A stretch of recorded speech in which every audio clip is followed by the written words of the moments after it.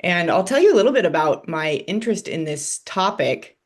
Um, I think there are probably a few different ways that I could frame this, but my interest in this topic really started years ago. I'm a memoir reader, and I started noticing I started noticing similarities in stories of healing. People who were talking about starting life after leaving cults, people who were describing the experience of healing from substance use disorder.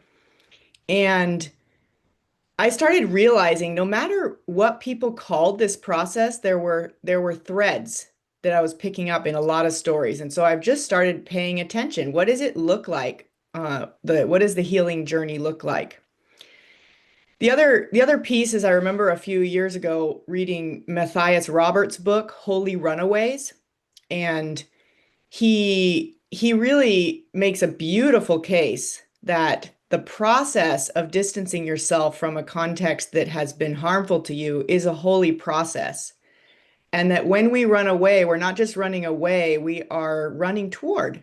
He says we're looking for a sense of home. We're looking for a sense of aliveness that maybe we've glimpsed but not been able to settle into. And so, in his book, he talked about, and it was just a passing comment, but he essentially pointed out that there's a lot of literature out in the last 20 years or so about trauma wounding and what it looks like to identify an abusive relationship, for instance. How do you learn what healthy relationships look like? How do you distance yourself when a space or connection is more harmful, and you need to set boundaries? But he pointed out that there was like virtually nothing about the healing process. Like, what does it actually look like? Okay, we can decide something is harmful or that we need space, but then once you actually set a boundary, you actually engage in different ways. Like, what does that look like? And he pointed out that there's almost nothing written about this. And that was, his book came out a few years ago.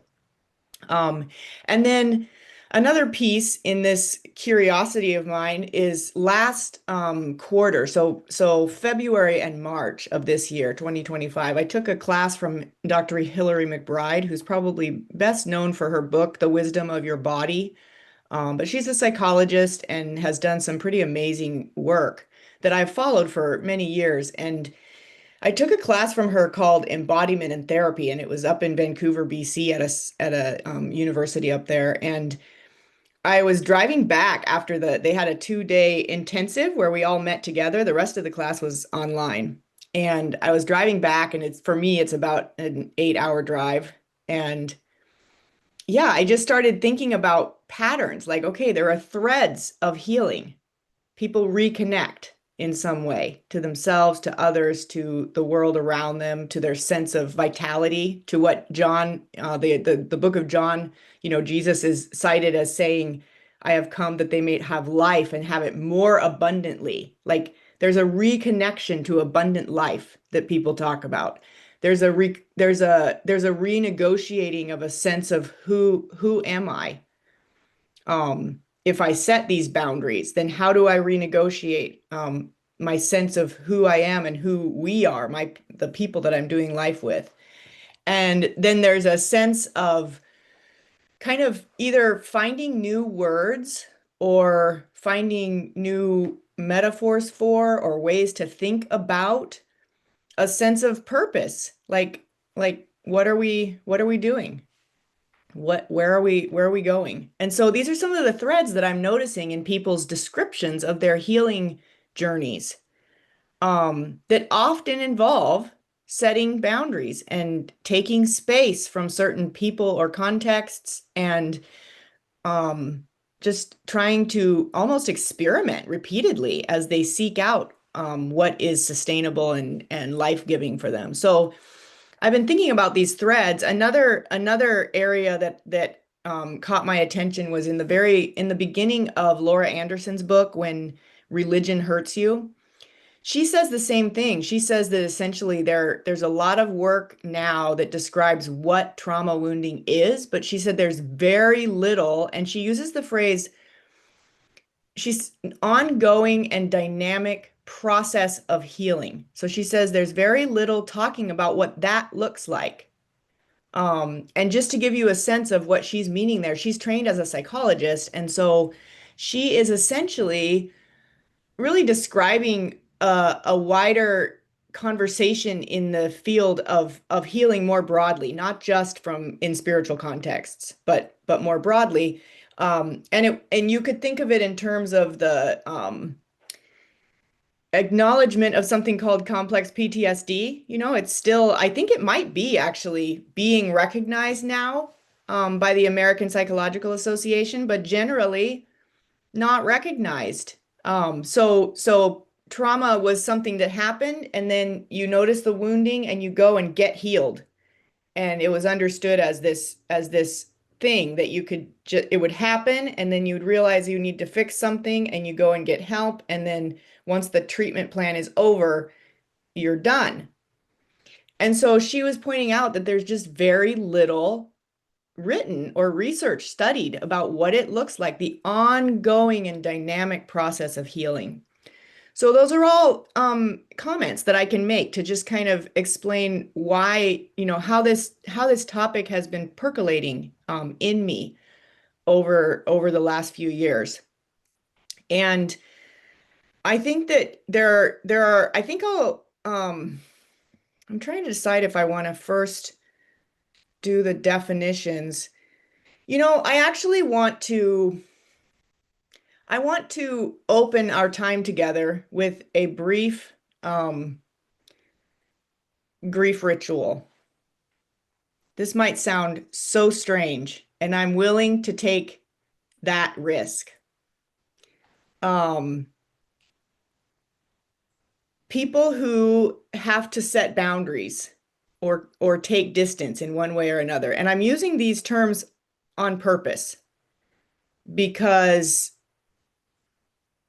this process of healing after, a disentangling from high control religion, as I like to say it, can look so many different ways, that it's easy for us to exclude people inadvertently. So I'm interested in folks who set boundaries and stay deeply embedded in their religious institutions and contexts. And I'm also interested in folks who become completely unaffiliated.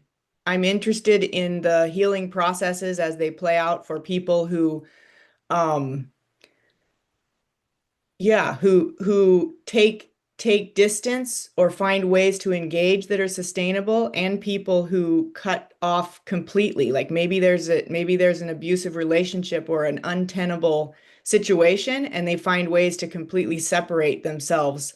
Um, and so I really am interested in this. I'm interested in the threads of connection between how people talk about this ongoing and dynamic process of healing, um, in the wake of disentangling. And I use the term disentangling on purpose because if you I if you think of a picture, the picture that comes to my mind is the videos on Instagram that pop up of people rescuing animals, and they'll spend hours painstakingly picking a net off of an animal, trying not to hurt them as they pick this net off. So disentangling, in the sense of an ongoing and dynamic process. And as that goes along, what are the threads of connection? And so, Lauren, yeah, you have a comment.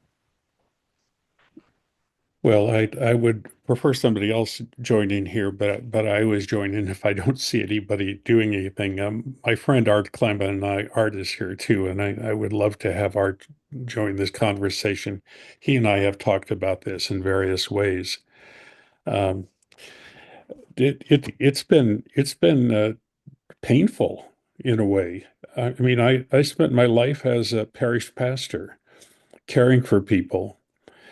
And always felt, I've told this to this group before, so this isn't anything new, always felt somewhat uncomfortable with it. Never really felt completely at home. And the thing that I've had to do to sort of rebuild it and allow me to stay is a recognition that people need me. Not necessarily that God needs me or that the church needs me, but that I love the people and I want to take care of them. And I still feel that way.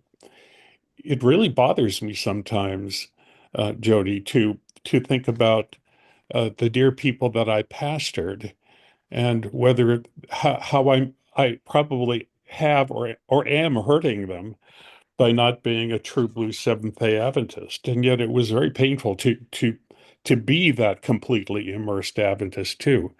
I don't know, Ark, you and I have talked about that. Maybe you can join this conversation too. Well, not sure entirely what I can add to it.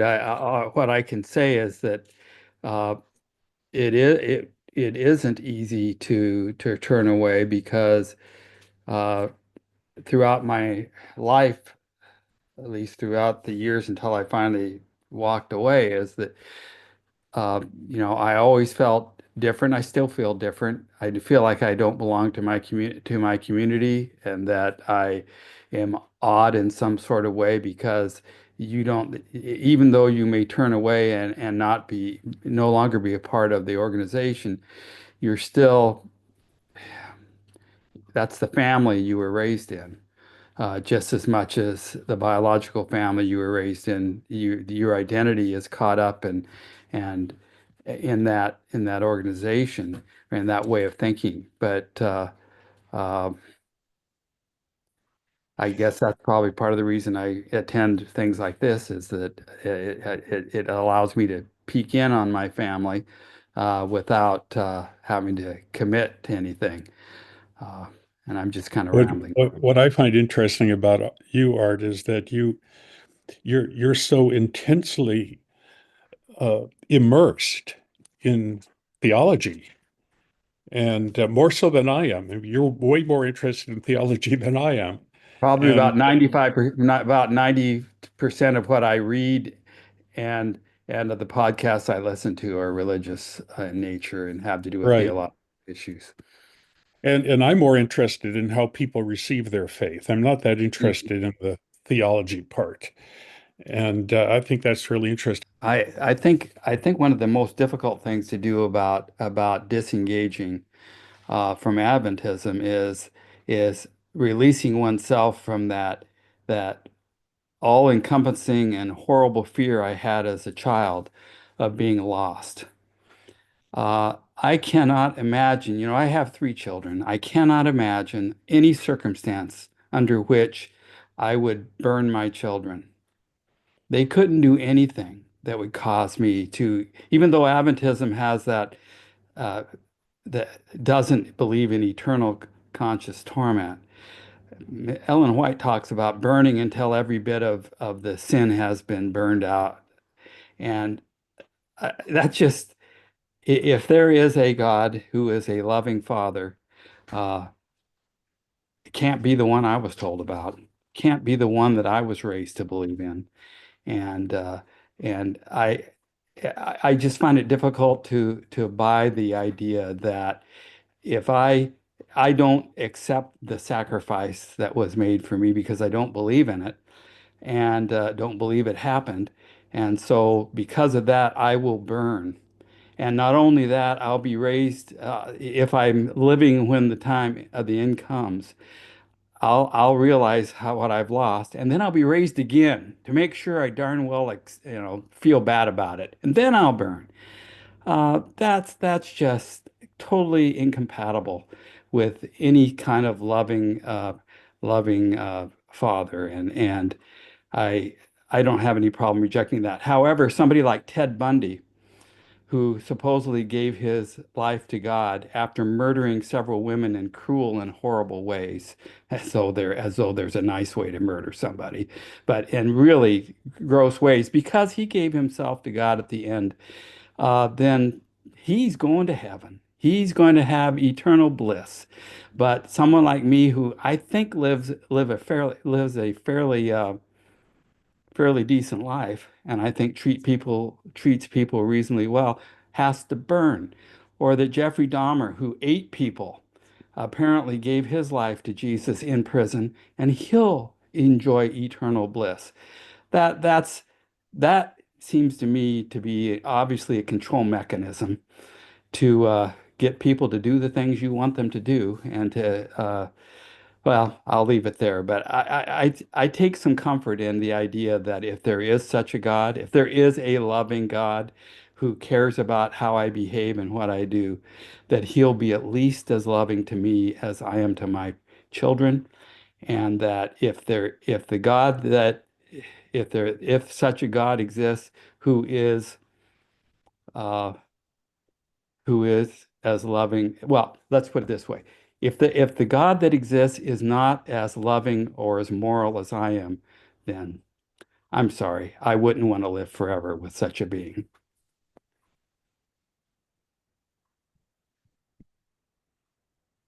And I'm sorry if I sound like I'm evangelizing, but I think that I take some comfort in the idea, whatever you do, whatever you decide to give your allegiance to, that if there is a God, He's got to be better than what we've been told. Sherry Ann, are you there? Uh, Or did Hi, Lauren. Okay, just go ahead.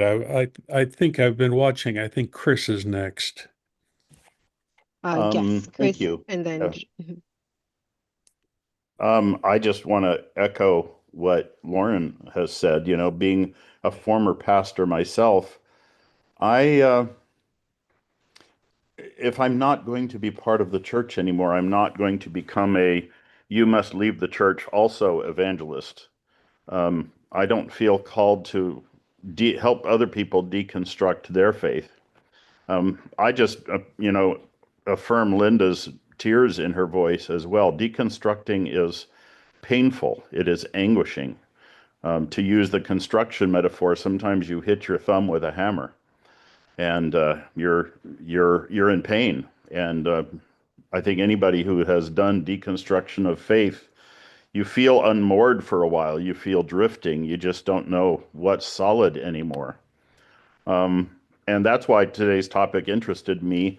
I've been deconstructing for a while, and I'm interested in reconstructing. What do I keep? What do I rebuild?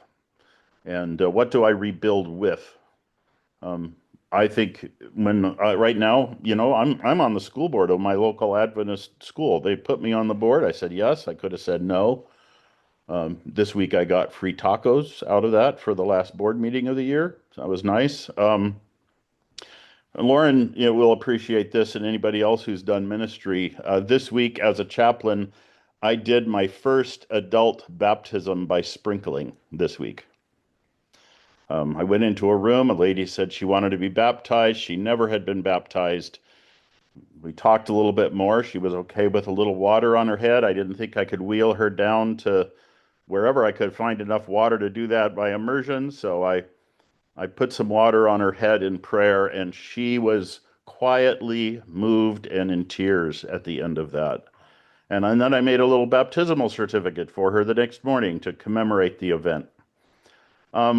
Yeah, I've deconstructed a lot, and I construct around, like Art said, the God I want to believe in, the God I believe that is there, is that God of love and grace.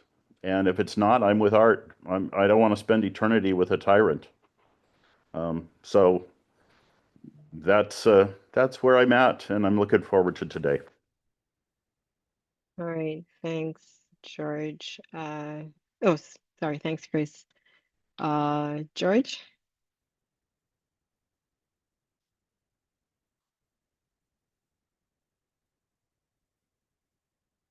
you're not yet unmuted, George. Now, There you can you go. hear me? Yes. Okay, I'm sorry. Yeah, I was very well constructed in the church by the system with 16 years of education, SDA education and everything. But at age 30, in 1980, when I had my first encounter with some truths that I didn't realize before, actually studying Desford's Glacier View document, Mhm. the deconstruction started right there. And the central point was betrayal. And that's 45 years ago. And I can say that it's a complicated process because you are so deeply rooted in something.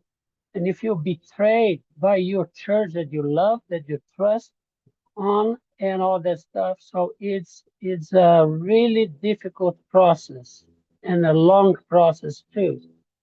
So deconstruction is very important. And reconstruction then after that is the most important. How do we reconstruct from that? Because it's hurtful. So I think even though so many years have passed, I am still in process of reconstructing something there, not Adventism. I'm done with Adventism basically because the church is not going to change, is not willing to even be honest about things. So the Adventist church means nothing to me now because it's based on dishonesty, on deceitfulness, not telling the truth to people, and still baptizing and all that. So yeah, it's the connection with becoming a Christian again. You know, reclaiming the Christian position and making a difference between Adventist and being an Adventist and a Christian. This is the most important for me in this reconstruction process. Thank you. All right, thank you so much, George, for sharing. Lindsay?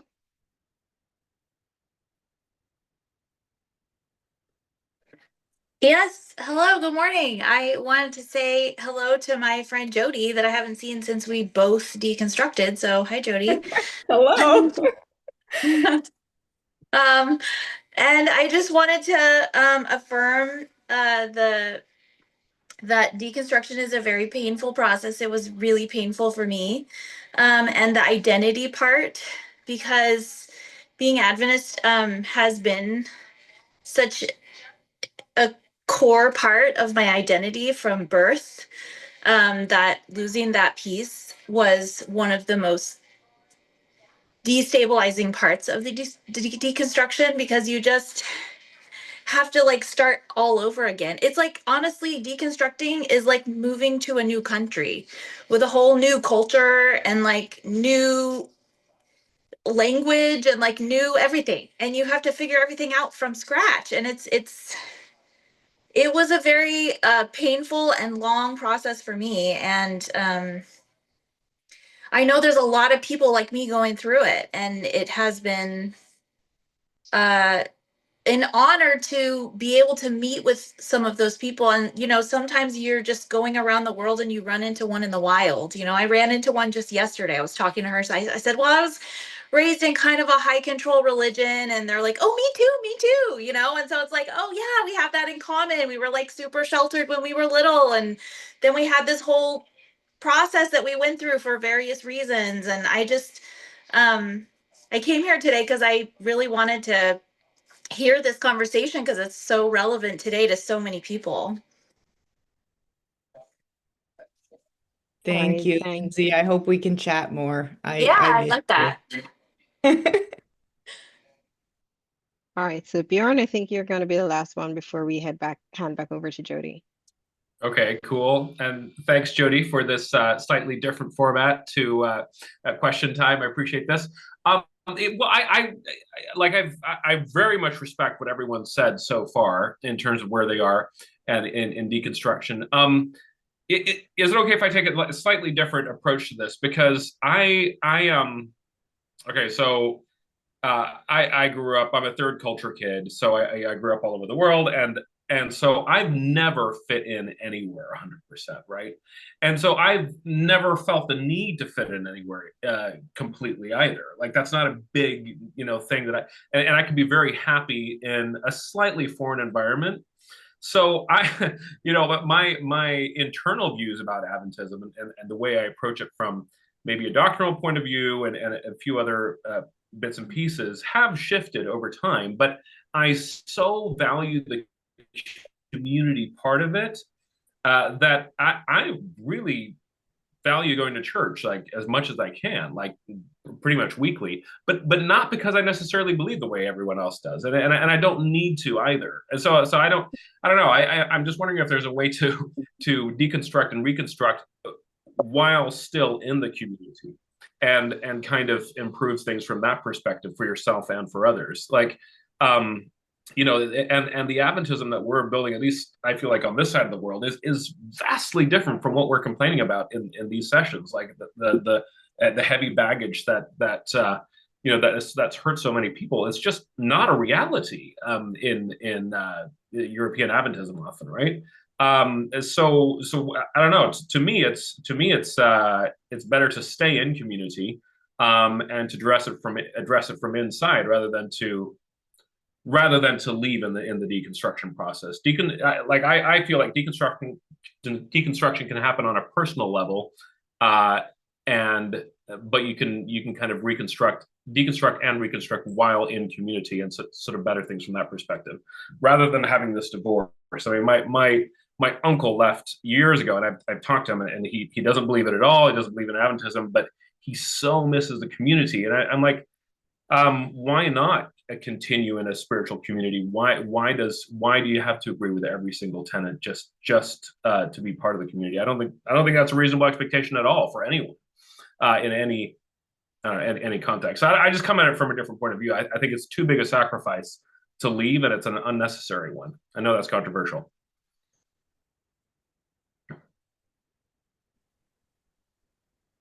Thank you. This is great to have a kind of sense of where people are at.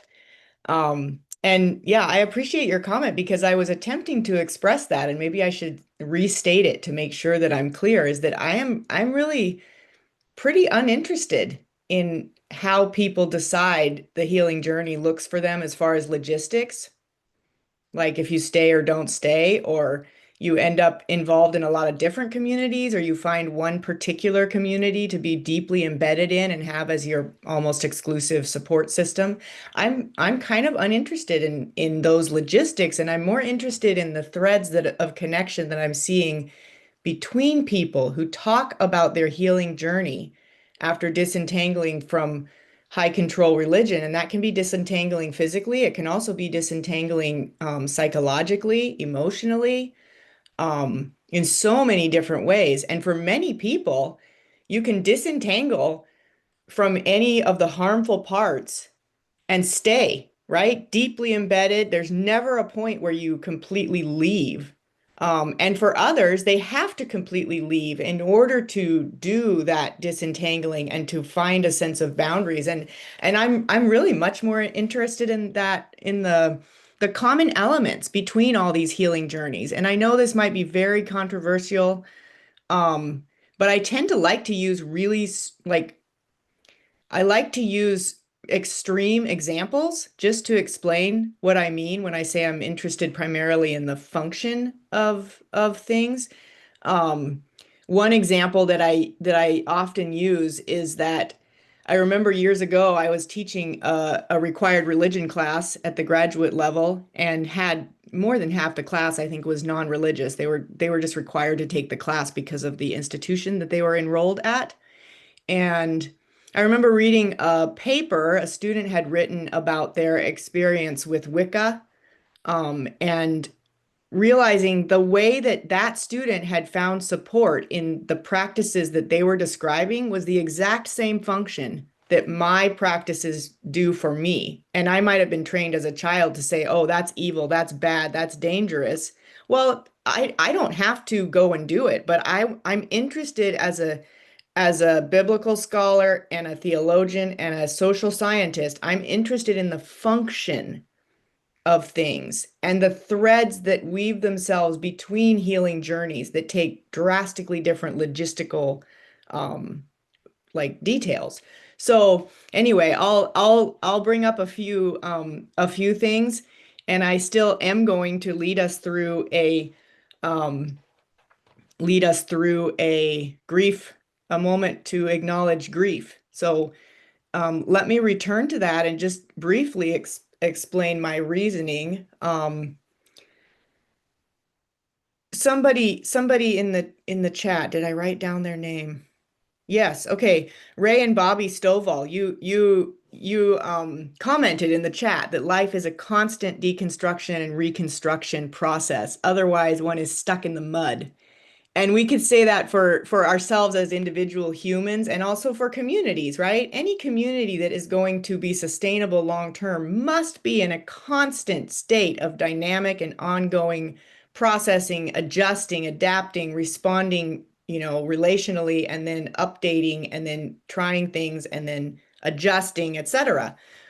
So we could say life is a constant deconstruction and reconstruction. And what I would say to that is that, in a sense, we could say it even more simply, that if we are alive, change is inevitable. And whether we're facing change that is desired. So let's say I move to what I perceive as the perfect community, and I have a great group of people that I'm living and doing life with, and I love my job and everything.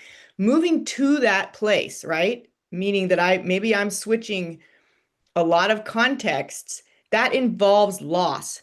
Even change that is desired involves loss. Now, many people who are disentangling from high control religious contexts have a lot of pieces that where it's not desired change, right? People mentioned in the chat a lot of grief over the exclusion of queer folks and women in the church. And that is something outside that we watch, and it's incredibly painful and we don't have control over. And so we might say, okay, that's a loss that we experience that's not desired, right? A change, a buckling down, however we want to say it. And so I would say my reasoning for saying that I want to set aside a few minutes just for collective reflection on grief is that whatever this looks like, it's going to involve loss. And the way to stay soft-hearted in the face of loss is to attend to it, not to ignore it. So I just want to set aside a few minutes. I want to invite each of us to reflect on just one thing that we're grieving.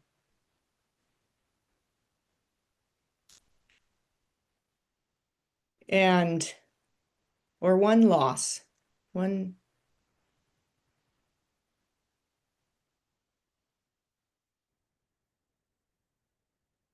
just a note that our experience of loss can be personal and individual, communal, it can be global.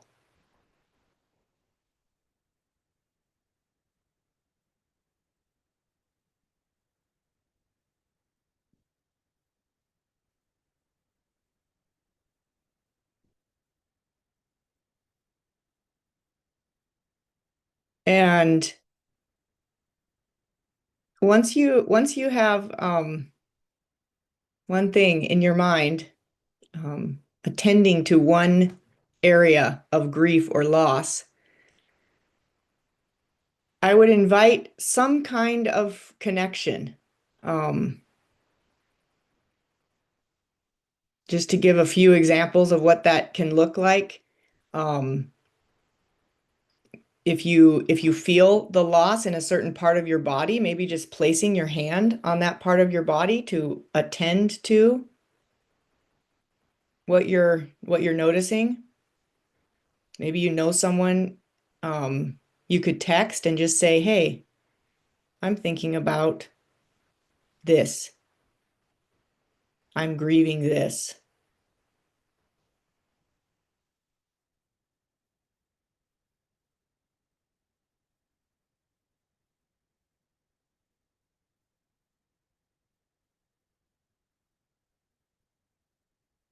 And if this all feels really foreign to you, I can give you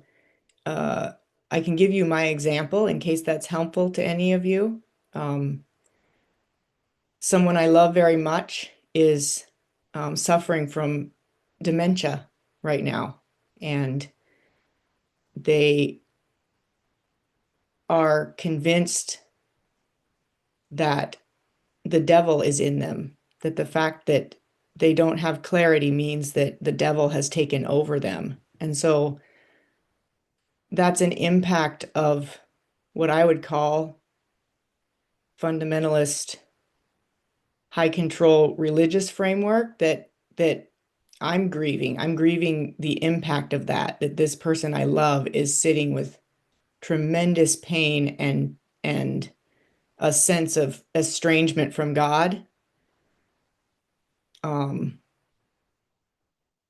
Yeah. And I feel it here in my throat. The feeling of not being able to, a lot of grief is you notice something, you don't have control over it completely, and so you sit with it. And to give a sense of how we can incorporate this into, I mentioned the example of texting a friend, sending a note, maybe later on call someone up. Grief is meant to be metabolized in community, not only by ourselves. And I think one of the challenges of a high control religious environment is that we internalize a script of what kind of grief is acceptable. And if we don't happen to be grieving the things that are acceptable to grieve in that space, and that space is our only communal space, we can feel really alienated and alone. And so that's partly why I'm encouraging us to feel the loss, but also like be mindful of connecting, whether that's with one person, with your own body, or even I might just invite you to look around. I love that gallery view on Zoom because you can look around, flip through the pages, and you see so many faces,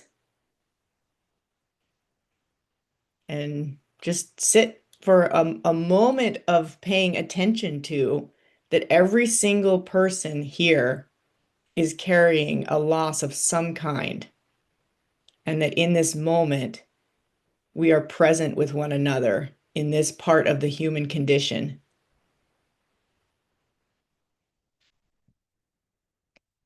And if it seems helpful to you, I ran across an invitation on Instagram the other day that just said there's so much loss in the world overall right now that essentially the person said, put little reminders around you to grieve, whatever that is, maybe a little post-it note or a little corner where you can light a candle. Or for me, I have this one rock that really helps me. Just to be present with my grief for a moment. And so like to put that somewhere where I'll see it every day would be a way for me to create space for that. I think the person on Instagram used the phrase make an altar to grief. But whatever phrase you use, just putting little reminders in to create that space can help us navigate the inevitable loss. And I want to again point out that the loss is present. However, our reclaiming, reconstructing, reintegrating, healing, however that looks for us, there's always loss involved in this kind of journey. So yeah, thank you all. 5 minutes is all we can do here. But again, I just want to be really intentional about naming that grief is an inherent part of this staying engaged in this process. Oh, and Linda, you bring up a fascinating question of if we don't know how to grieve. We can disciple ourselves we can apprentice ourselves, I think is the word I'm looking for, to people who do. Let me type a couple of examples into the chat. You can follow the work of J.S. Park, a chaplain who writes extensively about this, and his book from last year, as long as you need. Permission to grieve is one of the best that I've come across on what grieving looks like in the human journey. Another resource is Francis Weller, The Wild Edge of Sorrow. That's a book, and also any of his talks about grief online are great. So yeah, I hear what you're saying, Linda, and I want to say it makes sense, that we can come up and realize there's a lot to grieve, but not know how. And so I'm really grateful that we live in a world that is so well connected as far as online resources, and we have people that we can apprentice ourselves to learn. So now that we've taken a few moments to just name the ubiquity of loss in this process, I want to make a few comments. First, about definitions. So the first definition, these are just definitions. I'm just saying, let's talk about what we mean by some of the terms in the title that I provided to Adventist Today. Deconstruction. There's a whole lot of talk about deconstruction and very little direct and clear definitions of what is meant by this. So, some people will use the term and they'll basically be meaning something like a developmental process, like the natural process of individuation that happens as we develop as humans and kind of learn how to take what is life-giving and release some, and to stay connected with people with whom we might be in conflict. Like some people talk about deconstruction and they're really talking about something similar to developmental processes like individuation. Others talk about coming to a point where they are confronted with abuse and misuse of power, to the point where they need to take a wrecking ball to what they once considered their kind of home base. In other words, they can push down the sense that things are not okay until there comes a breaking point. Maybe it's a story of abuse where the perpetrator is prioritized over the victim, or maybe it's some other moment where they realize, okay, no, like I have to distance myself from this. And others, when they talk about deconstruction, they really mean I could say brick by brick, but I almost prefer the picture of like a child at the edge of a creek, where they might take one rock and pick it up and look at it, and then pick up another rock and look at it. So some people, when they talk about deconstruction, mean basically a process, a long process of examining and deciding what to keep and what to release or let go of. And all of this, like I said, can happen whether or not you like stay or don't stay connected to your primary religious community, the one in which you were born into, or that you have spent most of your life, or however that works. And in some cases, people talk about deconstruction and they really mean, I don't know how to say this, but I want to say acknowledging. So they mean acknowledging harm in the sense that they have somehow broken through this wall, because, and I'll give you a sense of what I mean by this wall. A child whose parents are abusive a child knows that they must stay connected to their parents to have their basic needs met, right? So Gabor Mate talks about how, as children, if we have to choose between the basic human need of attachment, and belonging, or authenticity and individuation, as children, we automatically, like, our bodies help us to prioritize attachment because we need our basic needs to be met. So what I mean by this wall is even as an adult, when you can have a lot of data pointing out that there's an issue with the context in which you're embedded. Maybe you're realizing there's a misuse of power um, in whatever way, but there can come a moment when you realize, wait a second, this place that I call home, I can no longer call home. Okay? There's too big of a gap between actions and words. There's too much like mismatch where you say you're loving, but it doesn't land like love. And like Jared Bias says, if it doesn't feel like love, it's not love. So whatever it is, we can come to this point, and some people, when they talk about deconstruction, they're really talking about that point, that over all this time there's a buildup, and then they come to a point where they're finally able to push through and say, no, this place that I've called home, I can no longer call home. So deconstruction can mean a whole lot of different things. And I think when I use the term, I probably am using it in a bit in all these different ways, but essentially for me personally, it means a letting go of fundamentalism. And when I refer to fundamentalism, I'm really thinking of this idea that like the world would be a better place if everybody in it was just like me, lived like me, believed like me, thought like me, experienced reality like me. So when I think of deconstruction, I think of the little touch points along my journey where I was able to let go of that, you know? Um, so just an invitation to ask, like, if deconstruction is meaningful to you as a description of your journey, what do you mean by it?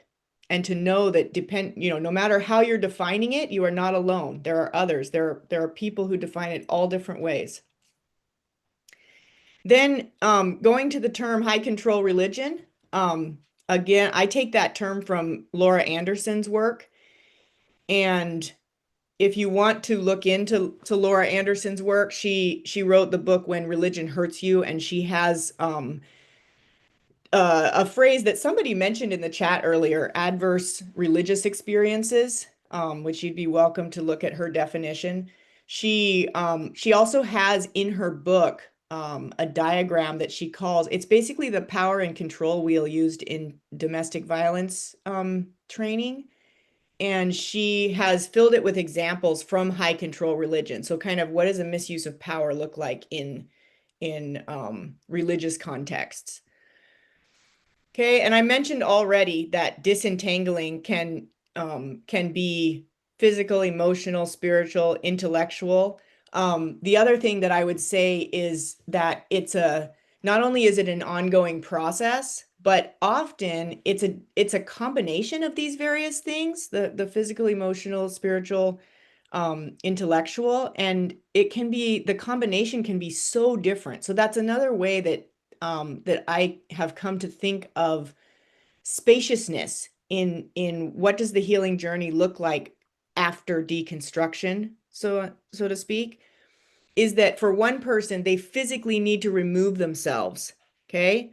For another person, they need to write out a new creed, right? They need to say, no, this is what I stand for and this is what I don't. For another person, all they need to do is separate their emotional sense of well-being from the high control space, and they can stay embedded and they can stay, connected and all of that. So it can look a lot of different ways. This disentangling can be a various combination of physical, emotional, spiritual, and intellectual.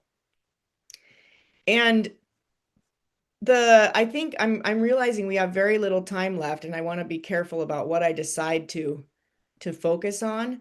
There are two things that came Jody, up. take all the time you need. Oh, are you sure? Don't worry about Okay. that. Yeah. Yeah, Okay. yeah, I agree, Jody, because we usually spend some time talking afterwards, but we spend quite a bit of time talking at the beginning. So Okay. Yep. So I want to go back to address these themes. And again, Maybe I should preface this by saying I am not today trying to present a finished research project. I'm almost here trying to recruit participants for a research project. So when I say that I have noticed themes, reconnection, a renegotiating of identity, and the last one is like a finding new words or metaphors or ways to make sense of like purpose. Okay.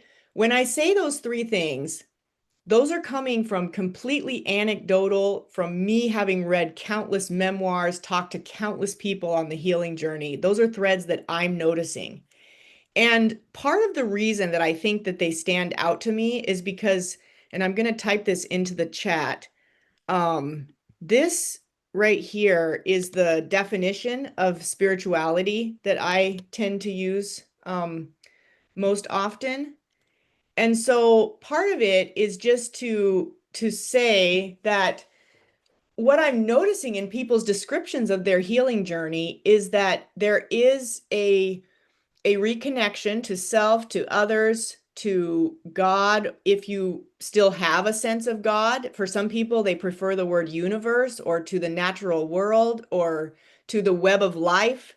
But there's a reconnection to all these things. And then there's also this sense of like, who am I, and what's my meaning or purpose? And these are essential elements to how people talk about spirituality. Again, there are many scholars that provide definitions of spirituality, and I am offering here just one of many.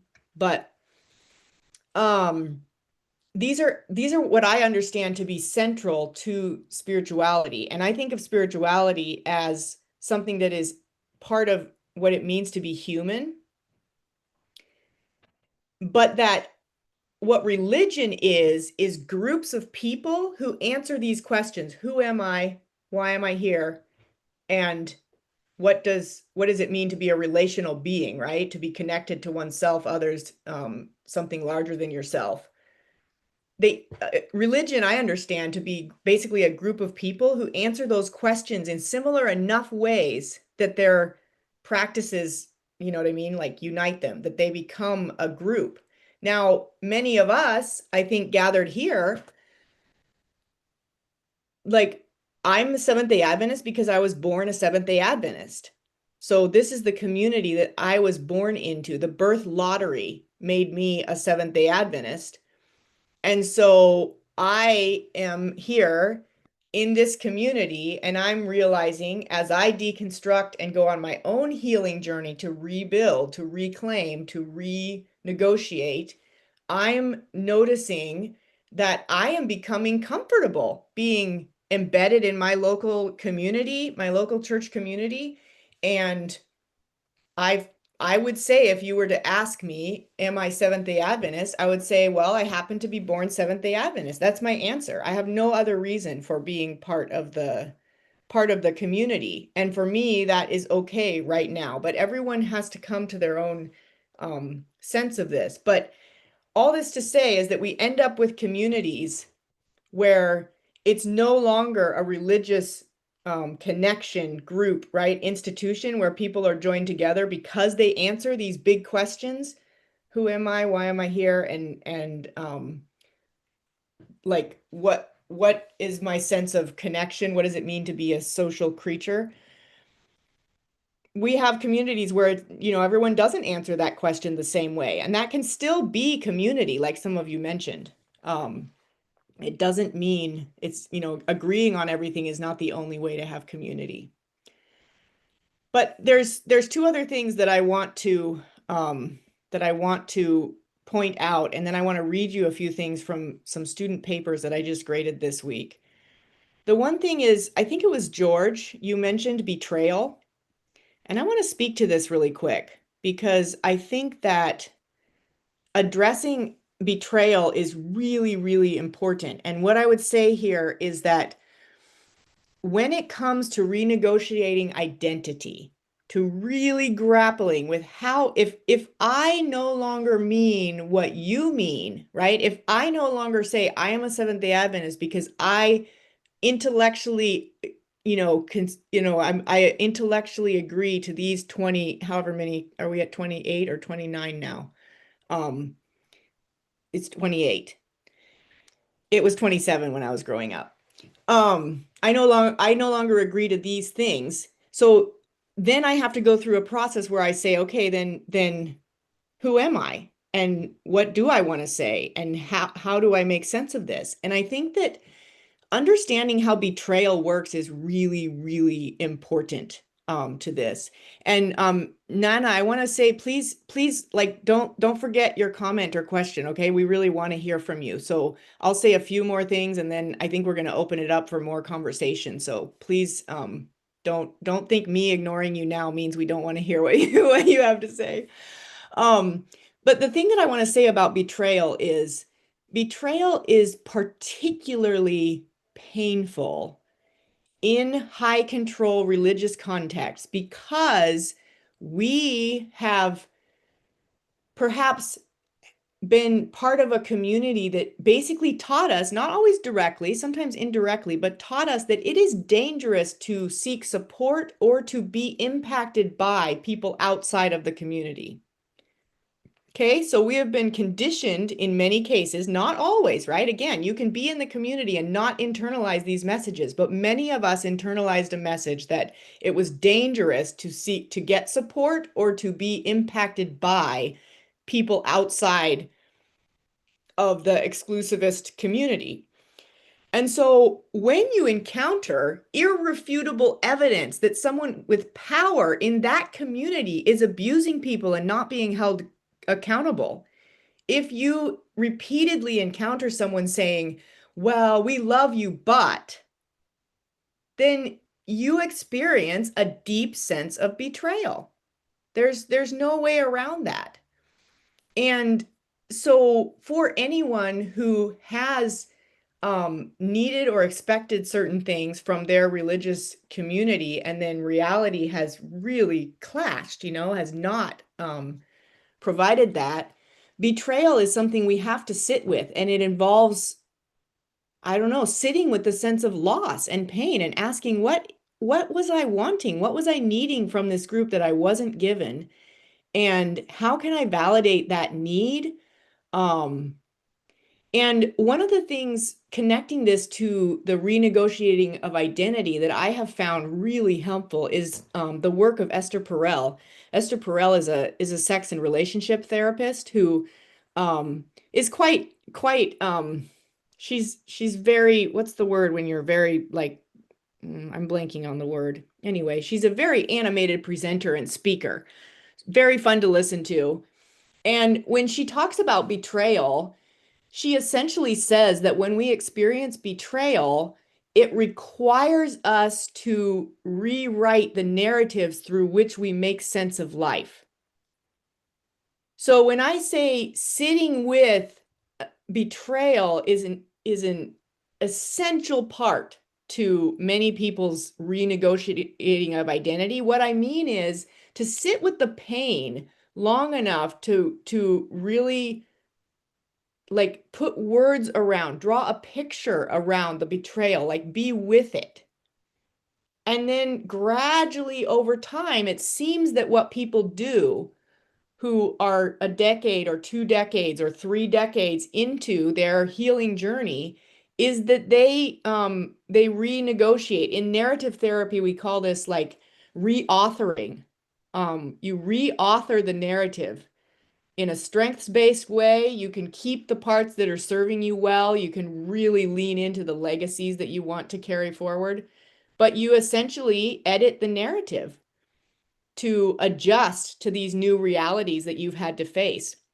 And it's a long and difficult and painful process, ideally done with companionship, whether that's the companionship of a friend or colleague or group at church or a therapist or online communities, right? It's this reauthoring is really important to do in community.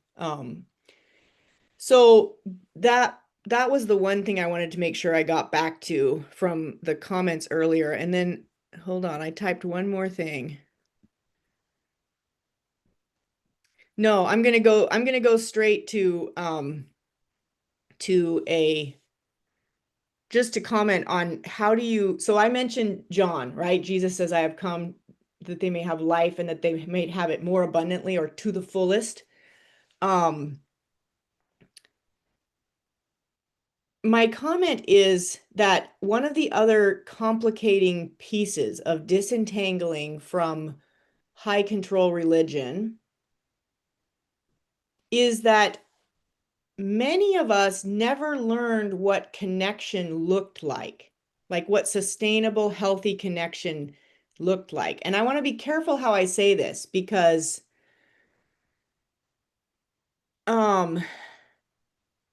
again, going back to the whole physically, emotionally, mentally, spiritually, right? We could have been really well cared for in one of these areas and not cared for at all in another. And those are not the same, right? Some people were well cared for emotionally, but not physically. And maybe, sometimes there can be different ones. I happen to come from a background where I had my physical needs met, but no modeling on what healthy emotional interaction looked like. And no modeling on what healthy social interaction looked like interpersonally. And so my whole healing journey has really involved learning what does healthy interaction look like. And often I see an example and I have an example I have a reaction that essentially says, wait, that's possible? How am I 40 something and I'm just figuring out that's possible? So it's often a sense of shock and learning in the face of gaps, like literal gaps where there was no modeling there. So when I say, okay, everyone's healing journey looks like reconnecting, right? They reconnect. The healing journey involves connection, right? Healing this connection. And again, some of you have heard me present about religious trauma in the past, and I'm working from Peter Levine's description of trauma, where he says trauma is about loss of connection to ourselves, to our bodies, to our families, to others, and to the world around us. And so then the healing journey is reconnecting, right? To ourselves, to our bodies, to our families, to others, and to the world around us. But like, what does that look like? A lot of us are starting from scratch. And so what I would invite is an attention to the fact that if you've grown up or spent a lot of time in an exclusivist, high control religious context, you may have been conditioned to distrust your sense of what is love and what's not. You may have been conditioned to think that your body signals that your body is sending are not to be trusted. You may have been conditioned to essentially like think that it's dangerous to listen to your need for connection, or to think that maybe, yeah, like maybe you should be putting up with pain and misuse of power and abuse now as a way to earn something good later. So maybe you were conditioned to believe you didn't deserve wholeness and well-being now. Anyway, we can be conditioned to a lot of things that can make it difficult to even identify healthy relational being and healthy relating. And so what I would say is we need to be patient with each other and ourselves. This is a long, long process. And this is why I appreciate Laura Anderson's description of the healing journey as ongoing and dynamic. It's always unfolding and it's always adjusting, and we're always like kind of moving on this. Thomas Hübl also cites that healing is not something we do in order to start the purpose of our life. Healing is the purpose of our life. So this reconnecting to ourselves and others and to the world around us is the purpose of life. And it's okay if that process is lifelong. And often in the stories that I have read, it's long. I remember I was leading a group last year of about 25 folks who were leaving high control religion, and some of whom had experienced child sexual abuse, and others who were leaving because of things not being addressed. And it was really interesting. One person unmuted during one of our meetings and asked, like, does this get better? Does it get better? And when I say it, I mean simple things like, can I go into Trader Joe's wearing earrings without being afraid that someone's going to see me and kick me out of my community? I mean, these are very real daily things. Like, I think the person who had unmuted basically said they were afraid to go to Costco because they couldn't face people from this community that they had taken set boundaries with. And someone else unmuted and said, hey, I set boundaries and renegotiating this for myself starting like 12 years ago, and I can tell you it does get better. I don't hold my breath when I go to Costco anymore. And so it's a long ongoing process. And I love it, Art. You have a great sense of humor. Go to Trader Joe's or Costco on Sabbath. I love it. I love it. So, anyway, these are winding, meandering thoughts. I want to read you a few comments from students I just read 40 spiritual and religious experience papers. I teach a spiritually sensitive clinical practice class for our master's in social work students at Walla Walla University. And as I was reading the papers, I noticed similar themes to what I've noticed reading memoirs. So I just want to read a few of these. These are comments people made after going and participating in a various religious or spiritual experiences that would expand their awareness as clinicians, right? To have exposure to as wide of a variety of things as possible. Here are some of the things that they said. I went home after the experience and I went into the deepest sleep I had had in a long time. I have been exploring spirituality, and I am more in tune now with what actually helps me feel grounded and connected. Another person said, I had the best sleep I've had in months, and even more surprising to me, the calm stuck around. Even though I have lots of deadlines coming up, for a few days afterward, I didn't feel panicked. Another person talked about the collective experience as a rhythm that made me feel connected to everyone in the room, but also it was deeply personal at the same time. People talked about the experience as being physically grounding and emotionally illuminating. One person said they left and carried a sense of lightness, where they felt their personal burdens were lifted. Another person said, my body started to feel at peace and my senses started to wake up. Another person, I left feeling emotionally lighter, mentally clearer, spiritually renewed. Another, I felt a deep sense of restoration. Another, it was as if in our time together, time had actually paused so we could return to ourselves. Another person noted the feeling of vulnerability in the group experience and how over time, because of the context of safety and non-judgment, that vulnerability shifted to a sense of openness. They said they felt waves of peace and gratitude. And so these are just a few words, but I would say, again, we can apprentice ourselves by listening to one another. What is aliveness? What does it mean to come alive? What does it look like? What is connection? And we can gradually over time learn to trust that. I want to bring up two, well, maybe not. I was going to give you two, there are two people who have kind of I'm going to read these really quick. Two people's attempts to answer the question of if you find the community that you're embedded in is not sustainable, not healthy. How do you find a community that is, right?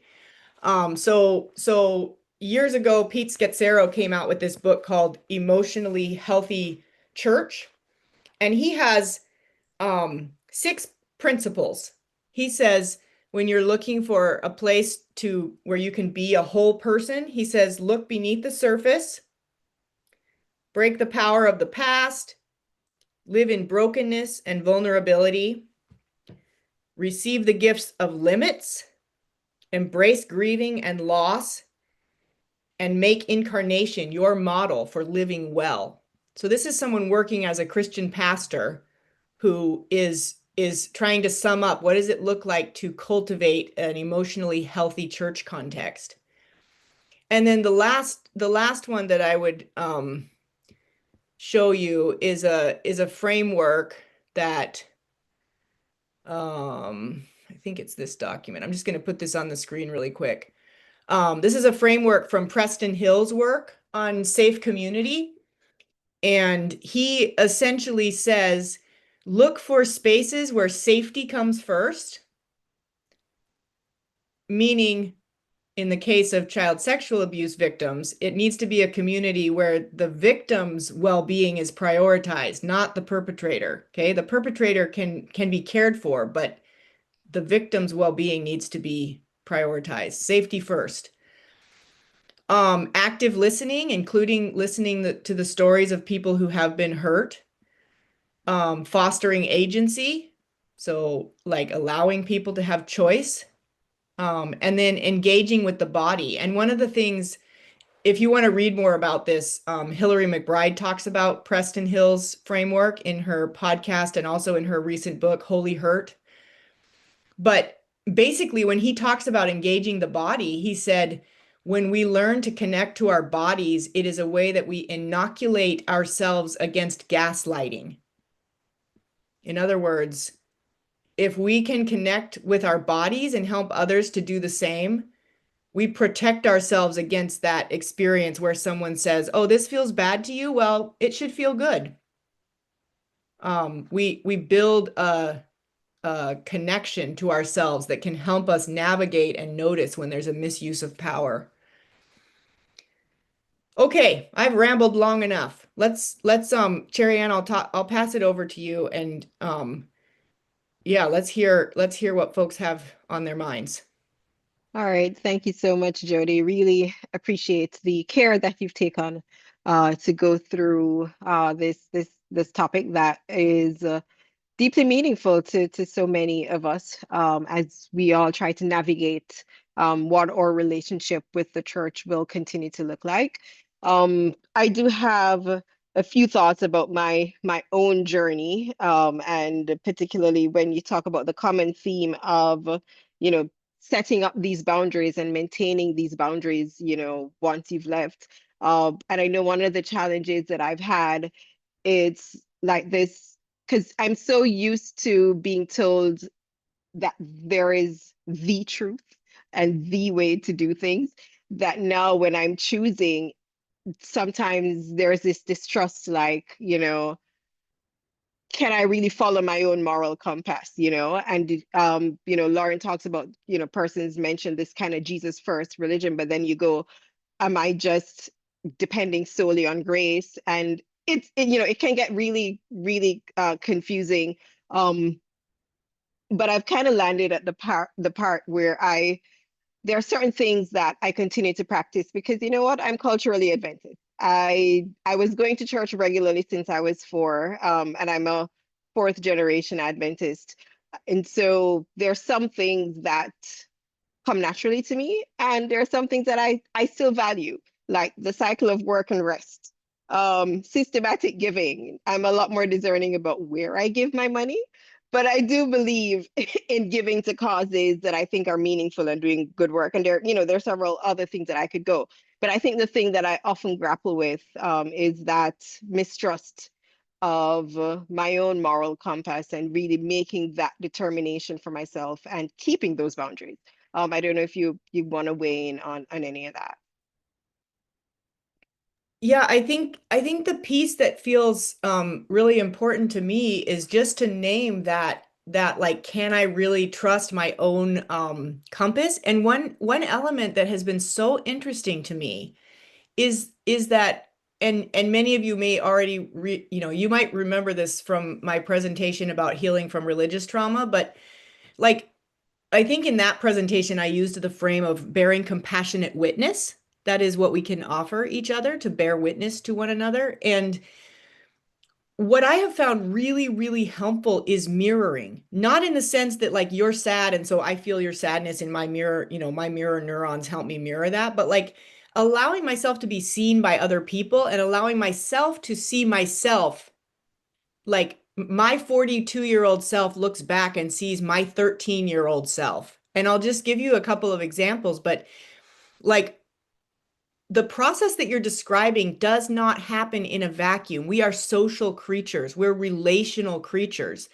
And so I think it's really important to have people speak into us. Like, I said to a friend a couple of years ago when I was thinking about changing career, I said, well, this is all new and I don't know. Maybe this is just a phase, and maybe people haven't always, maybe I said essentially like, well, people are more important to me than policy, and I don't know if I should make a career change based on that.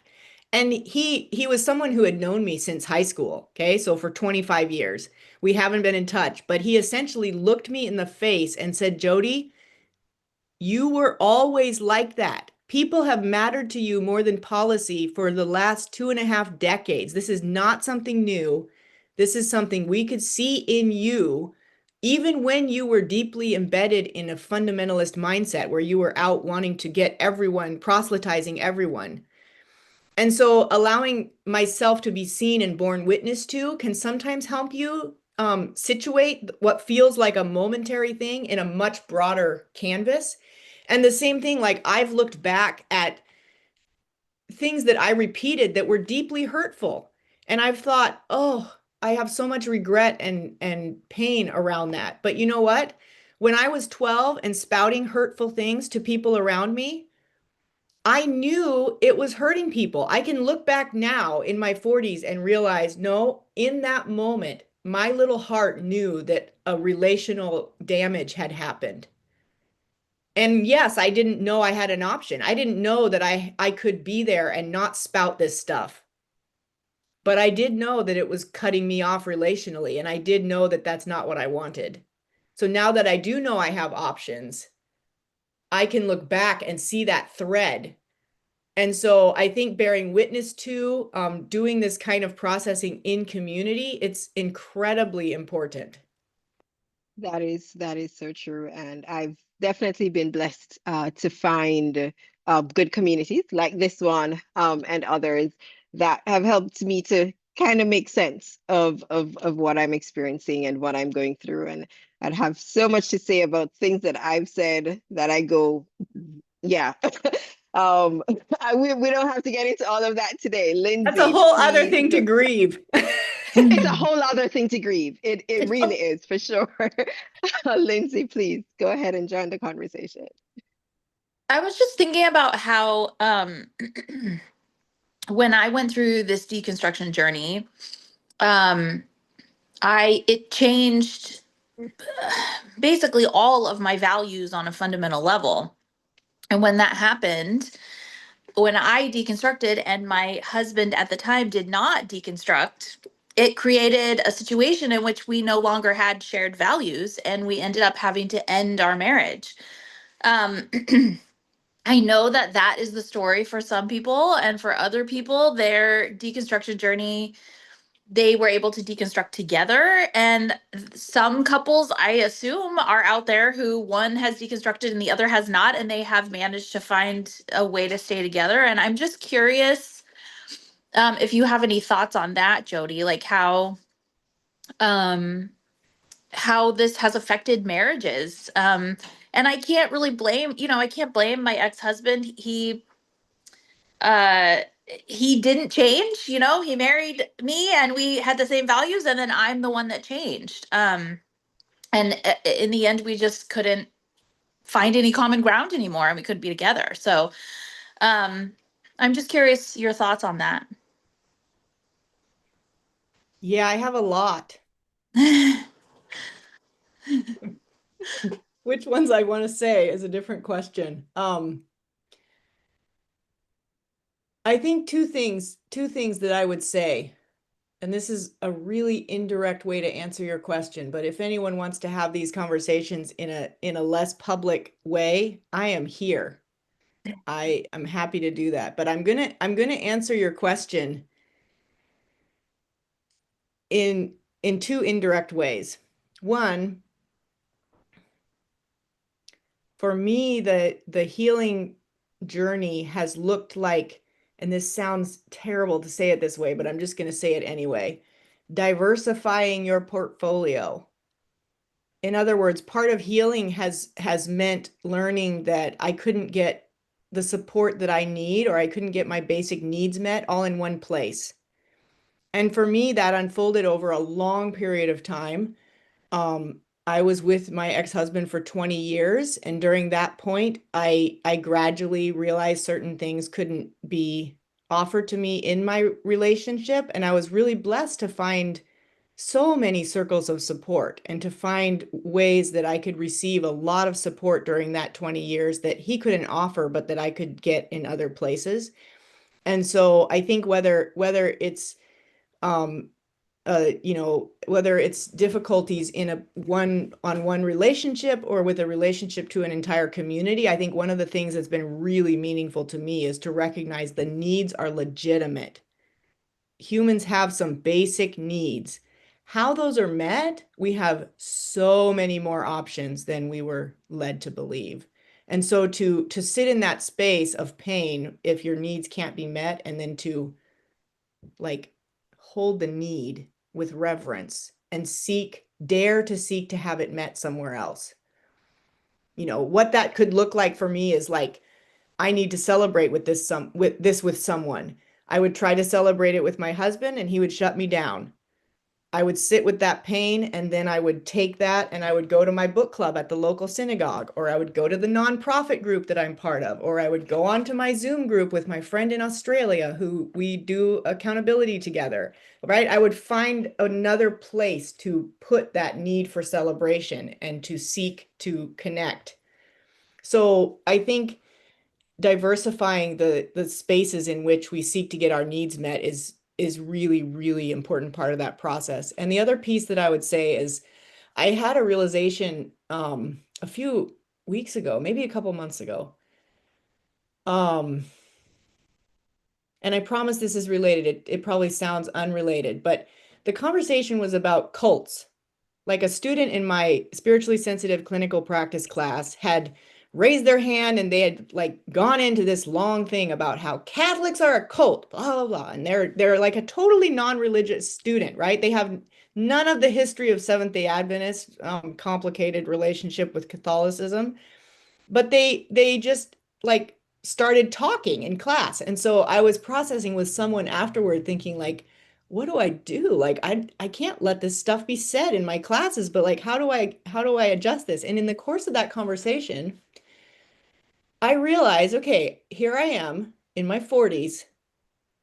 Every conversation I ever remember having about cults was all in the context of how do we convince people that we as Seventh-day Adventists should not be in the manual of cults. And oh, it's too bad they perceive us as being a cult because we're really not, for this reason, this reason, this reason, this reason. I can tell you it was incredibly painful to me to realize that I could be this far along in my life and not think of a single conversation in my church community about misuse of power. What is the purpose of talking about a cult if not to help people identify appropriate and inappropriate use of power and control? Why is it that I have to, in my 40s, go and get a training at outside, right? To learn about appropriate and inappropriate use of power and to start to unpack these things. And so what I would say is that in our church communities, I mean, there's a reason we don't know about how to like which parts of healthy relating are non-negotiable. We have not been taught. Women have been taught to stay in dangerous situations to help the church look better, you know, and we could go on and on. So I guess all that to say is that I'm really, really interested in helping folks have conversations about appropriate and inappropriate power and control. Highly recommend the Power and Control wheel that's adapted to religion in Laura Anderson's book, or just like acquaint yourself with the Power and Control wheel overall. Acquaint yourself with the way we as humans, you know, we love bomb each other, we manipulate each other, and it's really hard to find ways to talk about that, whether it's a one-on-one situation or something happening from an institution to an individual. But incredibly important to talk about. So I don't know. That's my thing is like rather than describing rather than labeling people or institutions, I'm much more interested in labeling the dynamic of misuse of power wherever it appears. And rather than looking for formulas in how people negotiate you know, marriage relationships with deconstruction. There's some amazing material out there on that. Like the guy that goes by, what is his name? David Hayward. He goes by the Naked Pastor on Instagram. He has a book about the process of he and his wife, like they deconstructed at different times. And so there is pretty amazing work that's been done on that, like what it can look like. And I know people who one has deconstructed and the other hasn't, and they're fine, and others who are not. And so I think that's why the whole learning what healthy relationships look like and looking and learning about what appropriate and inappropriate use of power looks like are where I want to put my attention. I don't know. I don't know if that even addresses your question, Lindsay, but. All right. Thank you so much for sharing, Lindsay, and for that response. Bjorn, what do you want to share this time around? Oh, yeah, it is. I realize it's the second time around, but thank you, Jody. I really, really appreciated this, and I hope I didn't sound like I wasn't listening to what you'd said about that you are, you know, very clear on the fact that people process this in different ways. I think that's the beauty of a group like this. We can air those different ways. And I 100% agree that an essential part of the conversation, you know, in any community, but especially Adventist community, is acknowledging misuse of power and the way authority is wielded and afforded to different groups and not to others.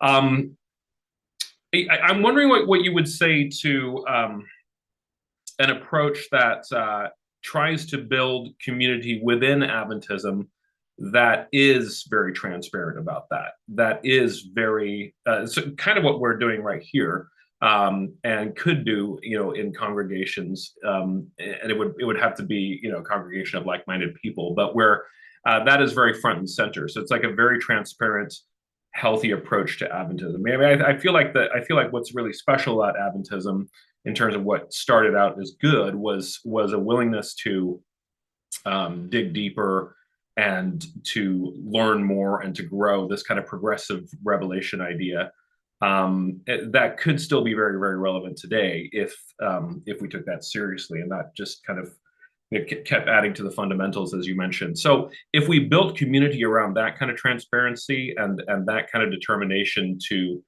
actually grow and evolve, I think there's a critical mass of Adventists that actually do care about that. I mean, you know, the readers of AT, Spectrum, you know, other places do seem really concerned about that. I don't think it's a done deal that Adventism is kind of doomed to institutionalism or just power plays.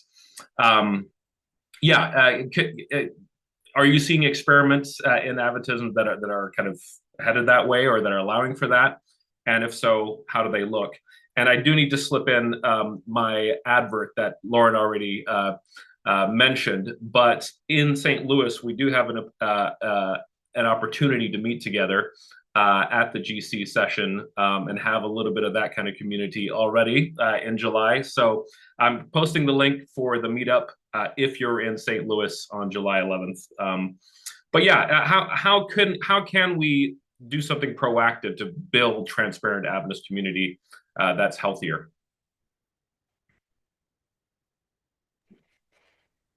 Yeah,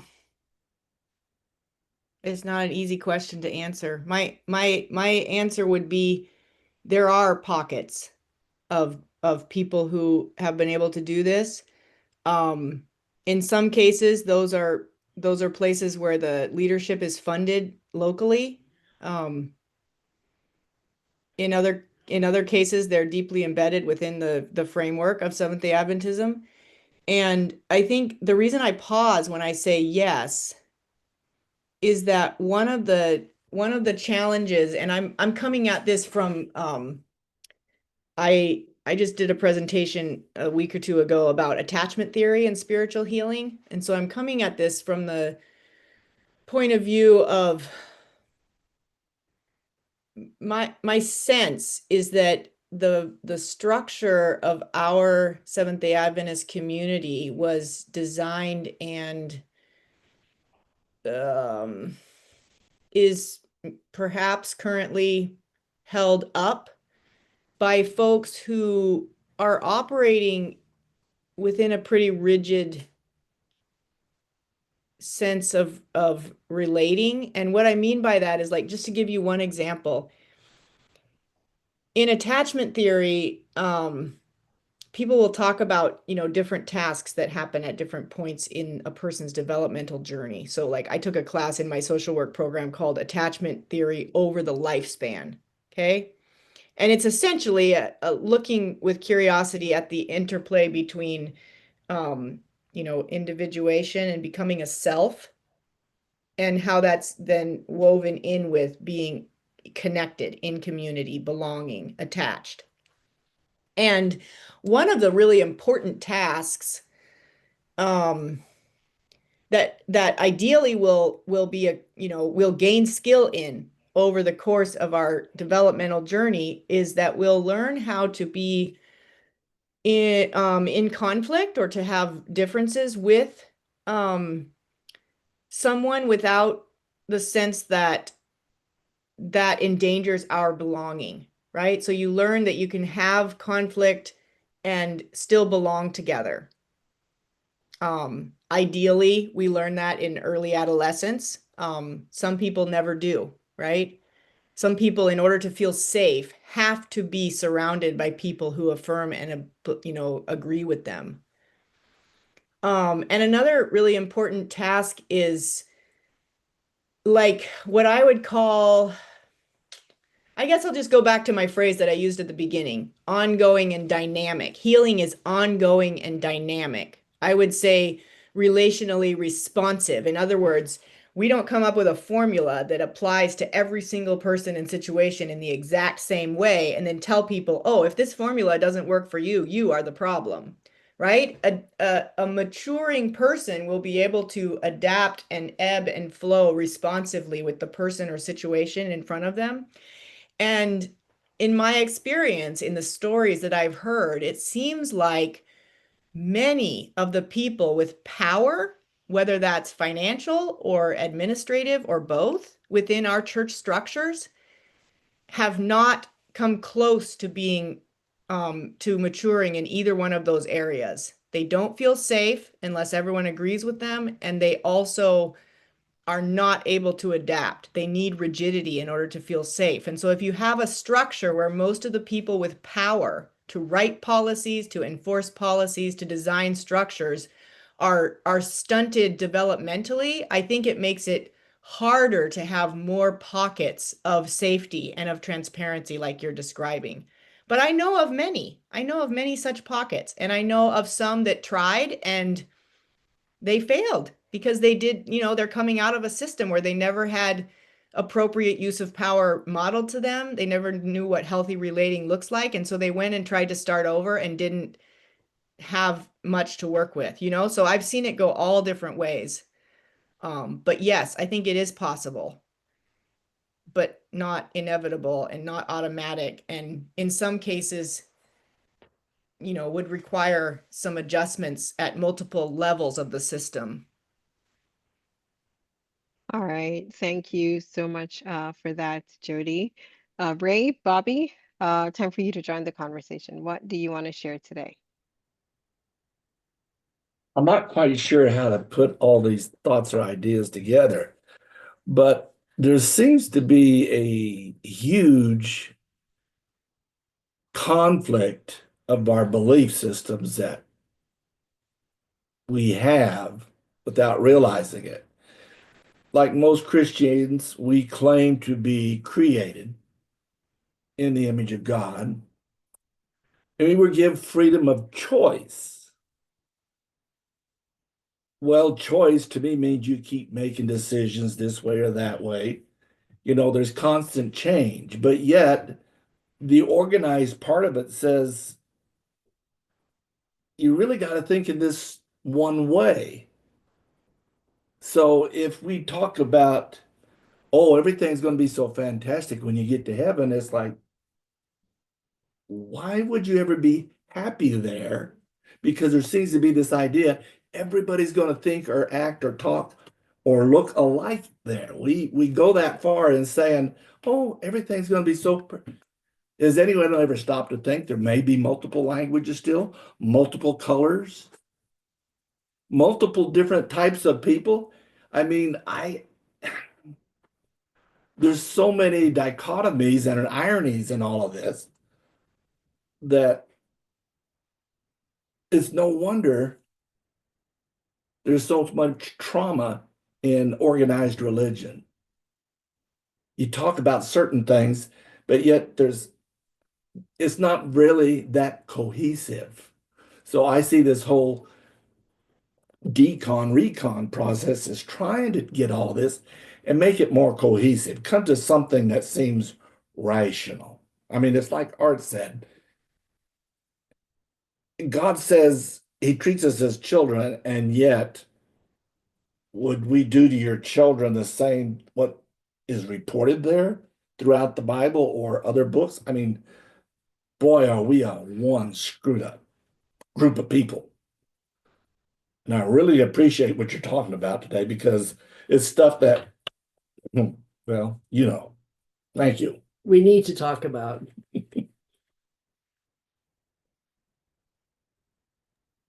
All right. Thank you. Thanks so much, Ray, Bobby. Jody, you want to comment on that before we go to Charles? The only thing that I would say is just again returning to it's been really helpful and healing to me to return to function, the question of function. Because for instance, you know, as a person who loves tea and coffee, you know, I can look back and I can be really bitter about having been asked as an 8-year-old to promise that I would never drink tea or coffee.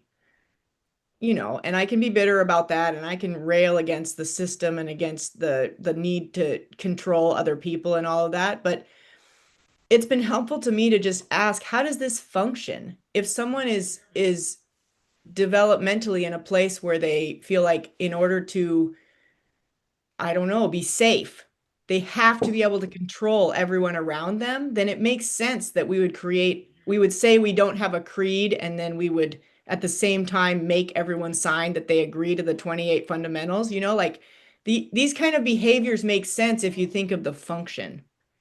And so that has allowed me to give space. Like I listen, I read, and I think, oh, interesting. That's helping someone feel temporarily safe.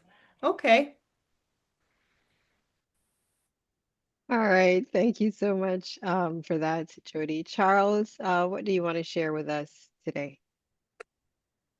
Oh, hello, everyone. Thank you for the opportunity. Jody, this is such an eye-opening and actually relieving conversation.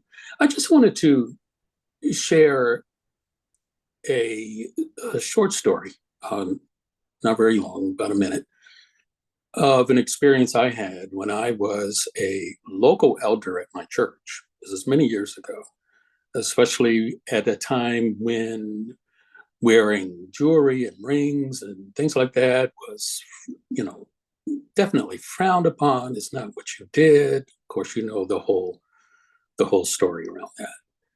Well, as a local elder serving in my church, I happened to be out shopping one day, and an individual who was also a member of my church was there shopping as well. And this person, we met eye to eye, and she was a distance away, but she knew I saw her, and she was decked out in all of her jewelry and rings and earrings and whatever, but didn't say a word to me. She just went on about her shopping. She knew I saw her. And strangely enough, after that encounter, she did not attend church for some 3 or 4 weeks. This was a person that was very active in the church on various committees and things like that. But she didn't attend church. So, after 1 week, maybe another week, you think maybe someone's on vacation, okay, they're visiting or whatever. She did not come for almost 4 weeks. So when she did return to church service, after the service, of course, I was standing along with the pastor to greet folk as they exited the church. She walked up to me, shook my hand, and leaned over to my ear. And all she said was, "Thank you." So I saw that to mean that because I didn't say a word to the pastor and didn't say a word to other members, that I saw her all decked out. Of course, this was years ago when that was a big deal. I said nothing. And she thanked me for saying nothing because she felt, I guess, embarrassed or afraid that this was going to get back to the church, get back to the pastor, and it would impact on her membership and her involvement in the church. But I absolutely said nothing. And after that encounter, she religiously attended church after that. So I say that to say that there are times when we need to think through, the possibility of hurting someone. And I was just encouraged by the Spirit of God to just say, don't say a word. It wouldn't be important to say, report her. And this, of course, keep in mind, this was many years ago. But I just wanted to share that example of how sometimes, the religion can get very rigid and very rules-based, and we hurt people as a result of that. So I just wanted to share that with you.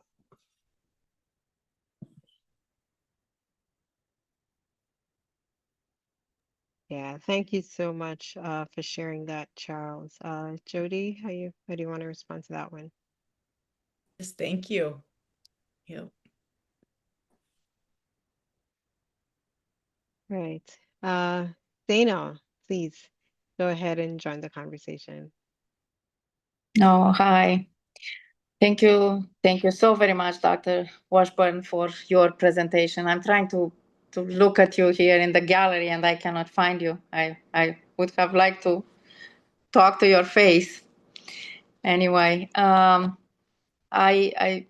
thank you from the bottom of my heart for your knowledge, for your openness, for your honesty.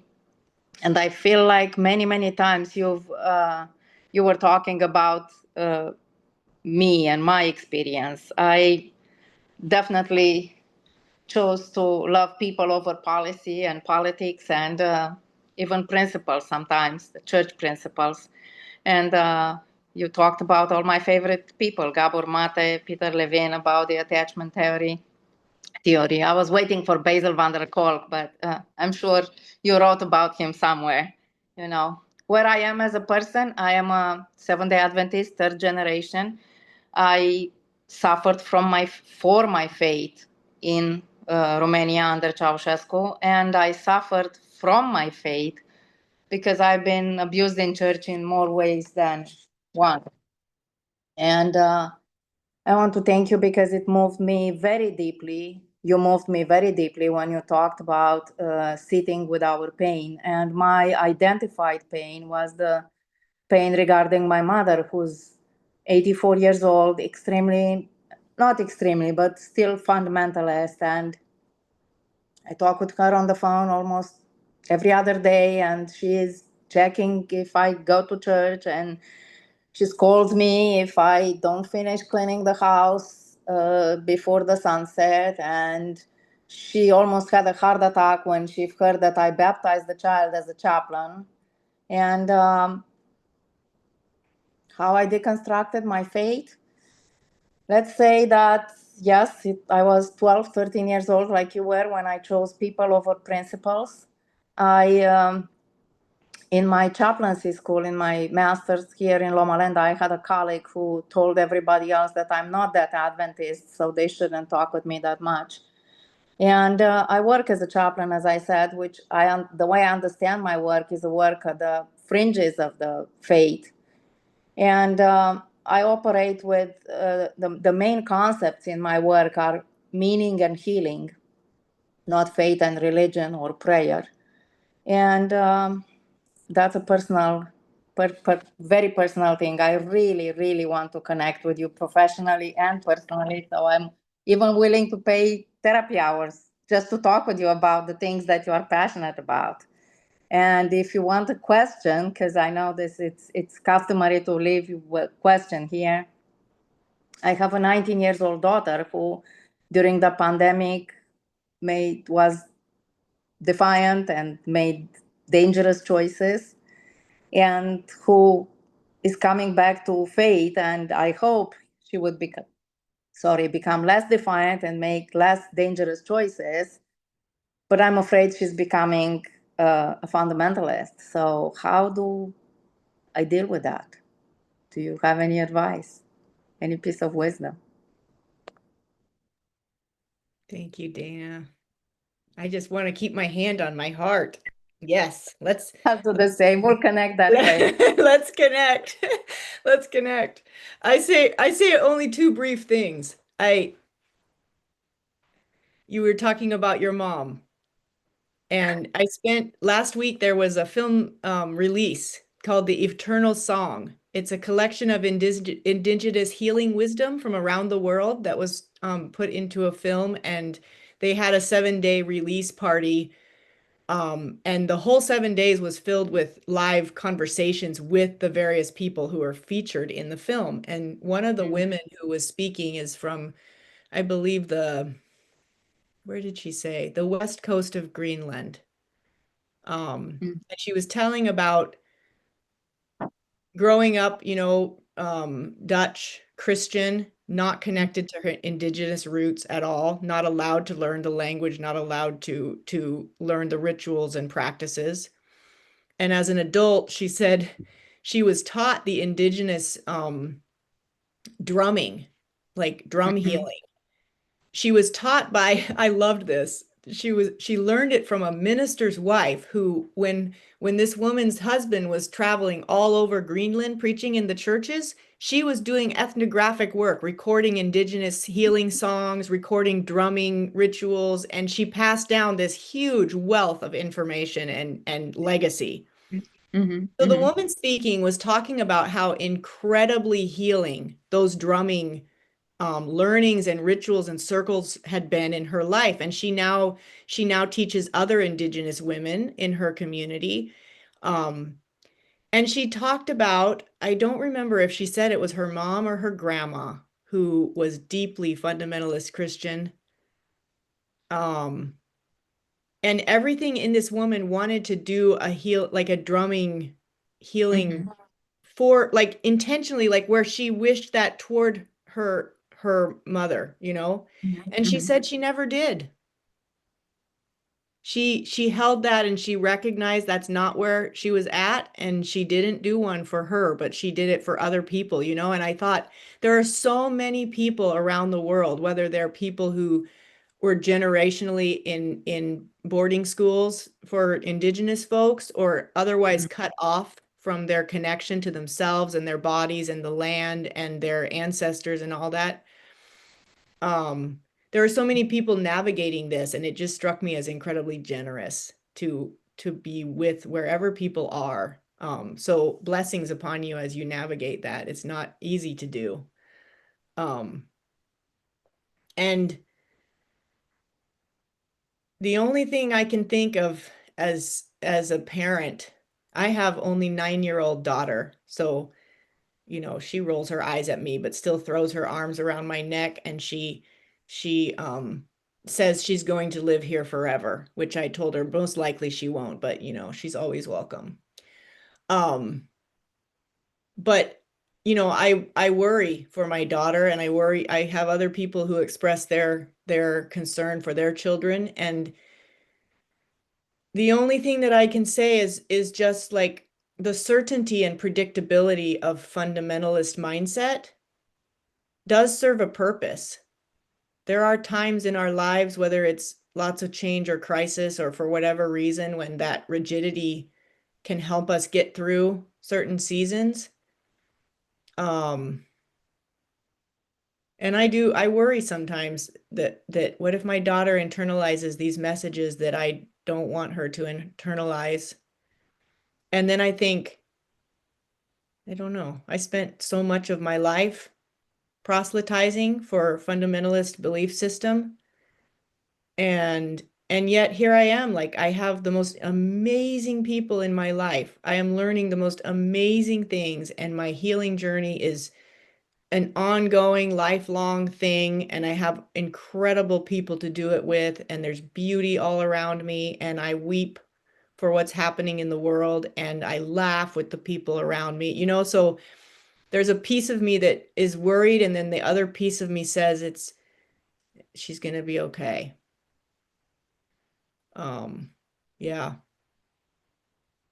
All right, thank you so much for that. For Ed, we're gonna ask you to share. What do you want to say in the conversation this week?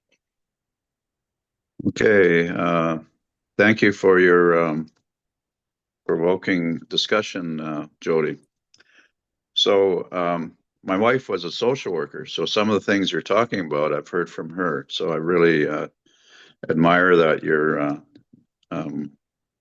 dealing with these particular issues and subject matter and putting relationships first.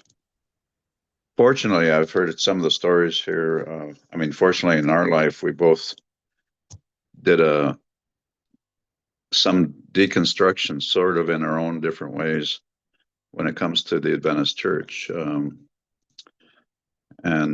So that's been helpful that we were able to do that sort of at the same time to some degree. Now, a lot of messy stuff happened in our local Adventist church here, which I won't get into, but it split the church apart, and there was an abusive pastor who was abusing his wife and so forth. And the general conference president and others wouldn't listen. You know, they thought he was the good guy and all this kind of stuff. So I thought I was going crazy, you know, talk about, you know, not listening to what's really going on. So we decided to stop attending the church, and I thought I need to get some help. So I went to, after a while, I went to the public health unit, and they had assigned someone to me and did an hour and a half interview with me. And they said, we don't see anything terribly wrong with your mental health, but you've been spiritually abused. And I thought that was a very interesting analysis coming from, you know, a public service. So then they offered, this is a public health unit, so they offer these services to the residents. And so I went to things on how to develop healthy relationships, the Karpman triangle, there was one seminar on helpful thinking habits. And I just want to briefly read these things because it reminded me a lot of what's going on in the Adventist church that I've attended for so many years. Mental filter. When we notice only what the filter allows or wants us to notice, and we dismiss anything that doesn't fit. And then there's prediction, believing we know what's going to happen in the future. Mind reading, assuming we know what others are thinking. Compare and despair, seeing only the good and positive aspects in others and getting upset when comparing ourselves negatively against them. Critical self, shoulds and musts, judgments, emotional reasons, mountains and molehills, catastrophizing. The worst possible thing's going to happen in the world, of course, religiously. Black and white thinking and others. So I'm not going to go into all this, but what I want what I want to say is that I liked what you said, Jody, about diversifying. There's always help to be found. There's always someone out there that you may not expect can be very helpful to you, that you can connect to. And I really appreciate your focus on relationships over things. The Adventist church, to a certain degree, has been very knowledge-based, doctrine and so forth, but they really fail in the areas of, or in my experience anyways, they've really failed in the areas of relationships. And I really appreciate what you have to present today on that. Thank you. Thanks so much, Ed. Jody, anything you want to share on that? I had something, but it's temporarily left my mind. So when it comes back, I'll jot it down. Not a problem. Well, this is usually around the time where we say a bit of I say a closing prayer, and I'm using the word closing in quotes because we will hang around to take the remainder of the questions. So I'm gonna ask Gina, who's graciously agreed to say that prayer for us, and then Lauren, if you can tell us what's coming up in the next few weeks. I will. Will you bow your heads with me? God in heaven, we thank you for being with us today, for bringing us a speaker who challenges our thinking, provokes us into new corners of how to deal with our Christian walk and experience. We ask that you give us peace wherever we are on our spiritual journeys and be with us this week. Amen. Thanks, Gina. Lauren? Yeah, let me just let you know what's coming up in the next few weeks. Next week, we have a return of Tammy Weiss, and Tammy is a PhD student at in Glasgow, Scotland, and she's spoken to us before. Tammy went back to school after being an elementary school teacher, which I love. She went back to do a PhD after being an elementary school teacher, and she's studying some very theological topics. And so we like to cycle. We like to do some psychological topics. We like to do some biblical topics. And Tammy is a systematic theologian, and she's going to be talking with us about forgiveness and repentance, which I think should be really fascinating, helpful, because I certainly need to understand that better than I do. So after that, the next week, this is going to be the last week in June, we have Chuck Scriven, who has been with us before. And I apologize, I'm not exactly sure what he's going to be talking on. And then on the 5th of July, and this is going to be during the general conference, but hey, we are assuming that we are more interested in studying among ourselves. And hey, listen, folks, whatever happens at the general conference, you're going to hear about it anyway. I don't think you need to tune in there. Michael Scofield is coming back, and we always have fun with Michael.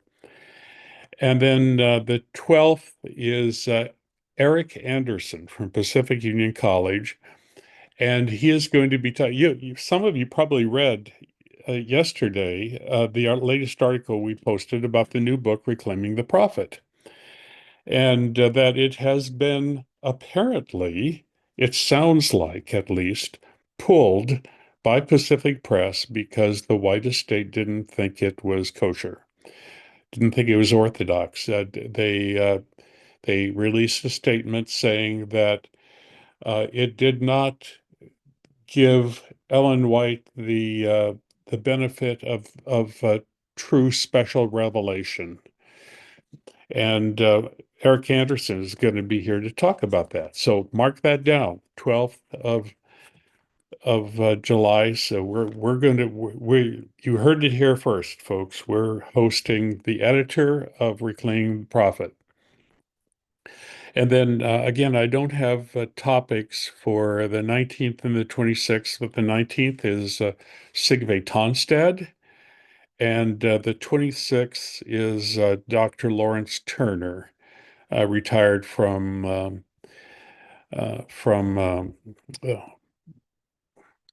England, Newbold. The next person I'm still trying to fill August. But I do know this. Do know that in August we have somebody I really admire and I think highly of. You may know Lisa Diller, uh, Jody. She's a historian and theologian from Southern Adventist University, and she's going to be here uh, in August. So we have, folks, we have wonderful teachers, and I'm so proud of and so pleased that these people, I call them up and they say, yeah, I'd love to teach this class. And it's the reason we've been such a large and successful class so far. And that goes for Jody Washburn, who is just one of my favorite teachers. I'm really pleased that Jody has been willing to teach for us a few times a year. And so that's our upcoming. Look forward to seeing you next week. Tammy Weiss is going to be our teacher. I was going to say Dr. Tammy Weiss. I'm sure it's going to be soon, but I don't think she's doctor yet. I think she's still completing her studies. So going to be soon. That's all, Cherry Ann. Thank you. All right, thank you so much, Lauren.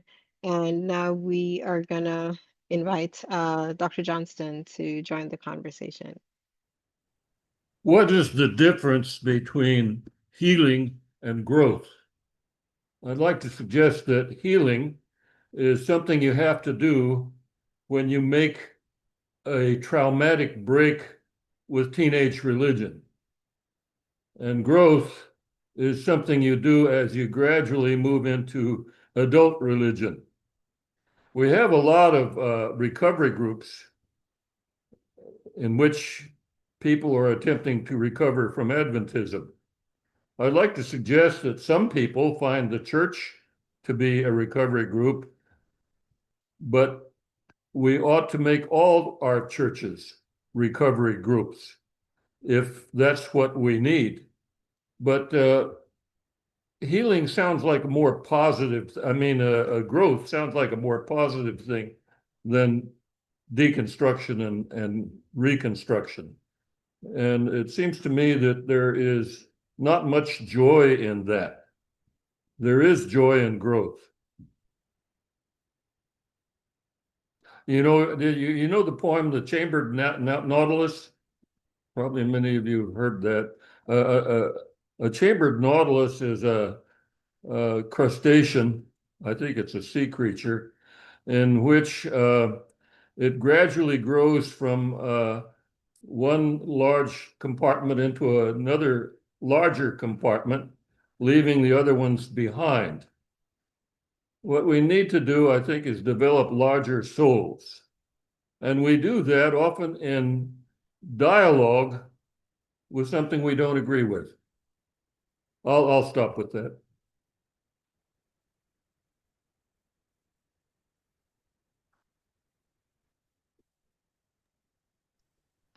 Jody, I'm sure you have some thoughts on that. Quite an insightful question there. No, I love that. I think the in a way my gravitating toward the word healing has to do with my own process of embracing wholeness. I realized that the way, for instance, the use of the word sin was woven into my own life and contexts often wasn't quite helpful, but if I could switch that and call it a wound, if I could say, okay, this person, this system, this is wounded, it allowed me to focus on how, like, a sense of abundance, that we have everything within us. Like Gabor Mate talks about this when he talks about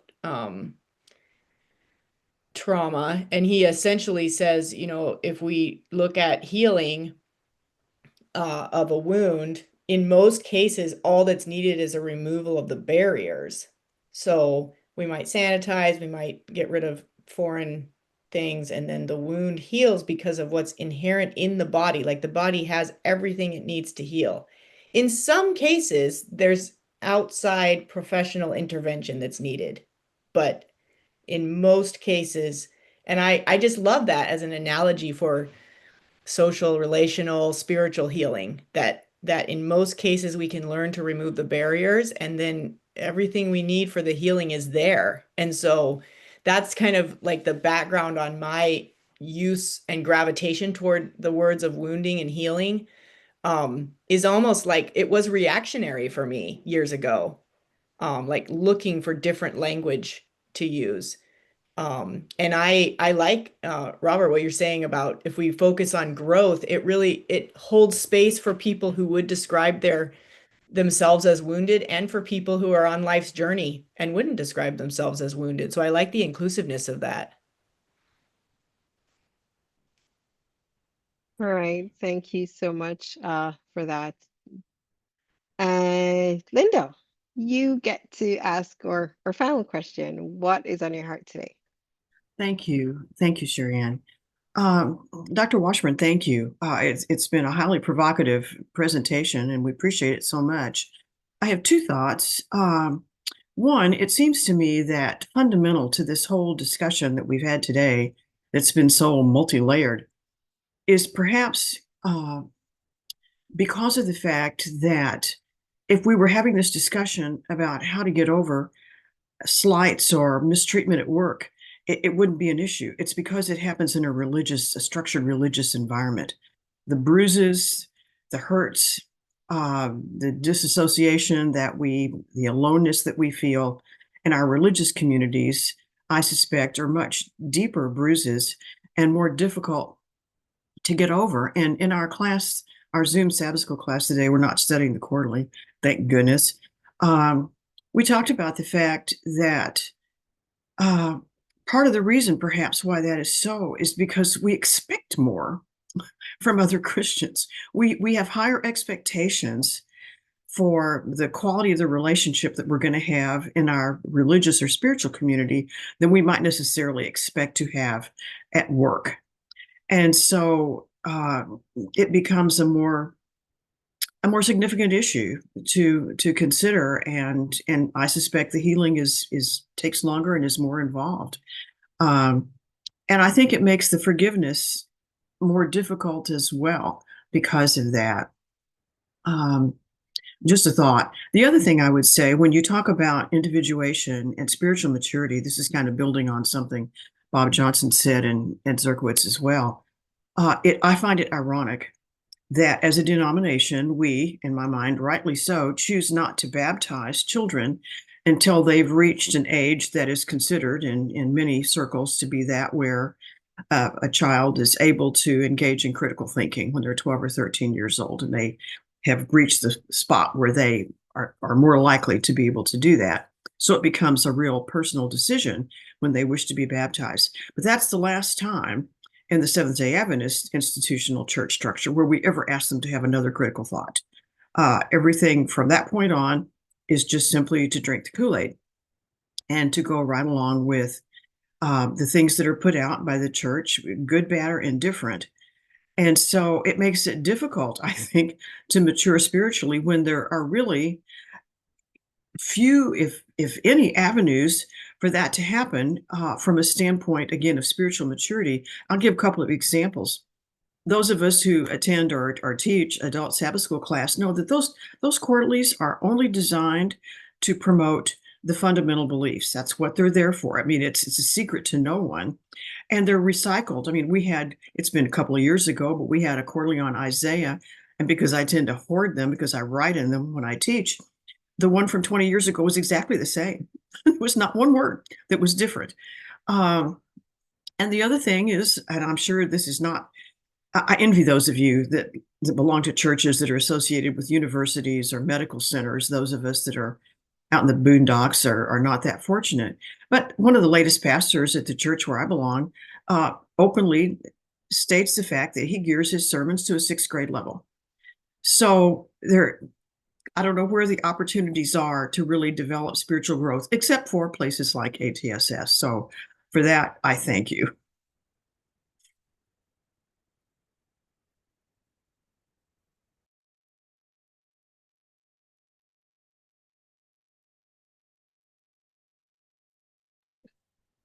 All right, thanks for that, Jody. Any closing thoughts?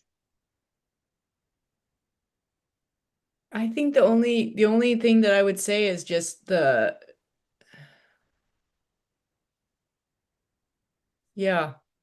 the need for connection is in all of us. And I hear what you're saying, Linda, there at the end, like wanting to connect with people who are intellectually wrestling with similar things. It seems to me that there are always options. And I don't know. I think many of you gathered here today might feel a lot more like of a desire for those to come from your home community. And so I want to be careful how I approach this because of my own story. Like I grew up with one parent Seventh-day Adventist and one not, and I grew up with the parents who were self-employed and worked for every possible Christian denomination you can imagine. And I have really close friendships with people from a lot of different backgrounds. And so I am pretty comfortable getting my needs met in all different contexts. And I know that's not always the case for everyone. And I think part of what you're describing, Linda, is like any high control, and I use high control in the sense of like a group that says, like whether it's implicit or explicit, that if you don't do, believe, then you don't belong, So like that kind of control, whatever that is. In Seventh-day Adventist circles, it's interesting. There are some things that really are not make or break, and there are other things that are very definitely make or break, right? So whatever that is, I think the challenge is just that if you've been deeply embedded in one of these exclusivist contexts, it's really not that easy to find connections. Like, let's say you need, you know what I mean? Like you need conversation partners. I mean, if you've been conditioned to get all your needs met in one circle and that's not working out, where do you even begin? It can feel really bewildering. And so, yeah, I think there are a ton of options, like some others have mentioned, but I don't want to make it sound like it's easy. And I also don't want to say because I don't feel betrayed, like I frankly, I don't want my church to provide all my needs. I'm quite content being connected to like 12 different circles of support. Yeah, and so I want to be careful also to say, like, just because reaching out and getting needs met in a whole lot of different arenas has worked really well for me, that doesn't work for everyone. Some people really do want to find a community that can meet their primary needs, right? For safety and connection and listening and thoughtful engagement. So, yeah, just I guess it's a rambling way to say it's not simple or straightforward or predictable. It's difficult. This is a difficult path. I used to go, this is maybe an aside that's unnecessary, but My academic advisor from when I studied theology as an undergraduate student is Alden Thompson. So when I moved back, he would invite me every so often to teach in his Sabbath school class that he coordinates here in the Walla Walla Valley. And I used to arrive there on the verge of tears. I mean, he would look at me and be like, "Hi, Jody, how are you doing?" And I'd be like, the lesson, I don't know what to do with the lesson. And he'd be like, "Jody, if you need to put aside the lesson, that's fine. Let's just have let's have our time of connection." And that was really meaningful to me because I felt so much pressure, to function within the structure, but I didn't know how. And so I think we can find pockets, but you're absolutely right. We are in some ways really lucky, those of us who are in academic communities, because we have more options, right? Maybe we disparagingly call them the Adventist ghettos, but like part of what that means for us in College Place, Washington, is that 10% of the population is Seventh-day Adventist. So that means there might be a lot of people who I find it really hard to interact with, but there are a lot of others who are thinking about the same things, reading the same books, like interested in the same questions. And so, yeah, it is it's different. And I really struggled when I moved to a town for my husband to pastor, and I didn't know a single soul, so the church was the only source of connection. It's a challenge. Jody, So we validate that. we intentionally have said many times that one of our targets is what we call progressive Adventist orphans, people who got moved by their company to, Possumville, Oklahoma, and they went to the church, and it just wasn't at all helpful. And they discover Adventist Day Sabbath Seminar, and we try to make room for a lot of people. I mean, we make room for people who are through over the spectrum, but it's nice to be able to find people who share your concerns.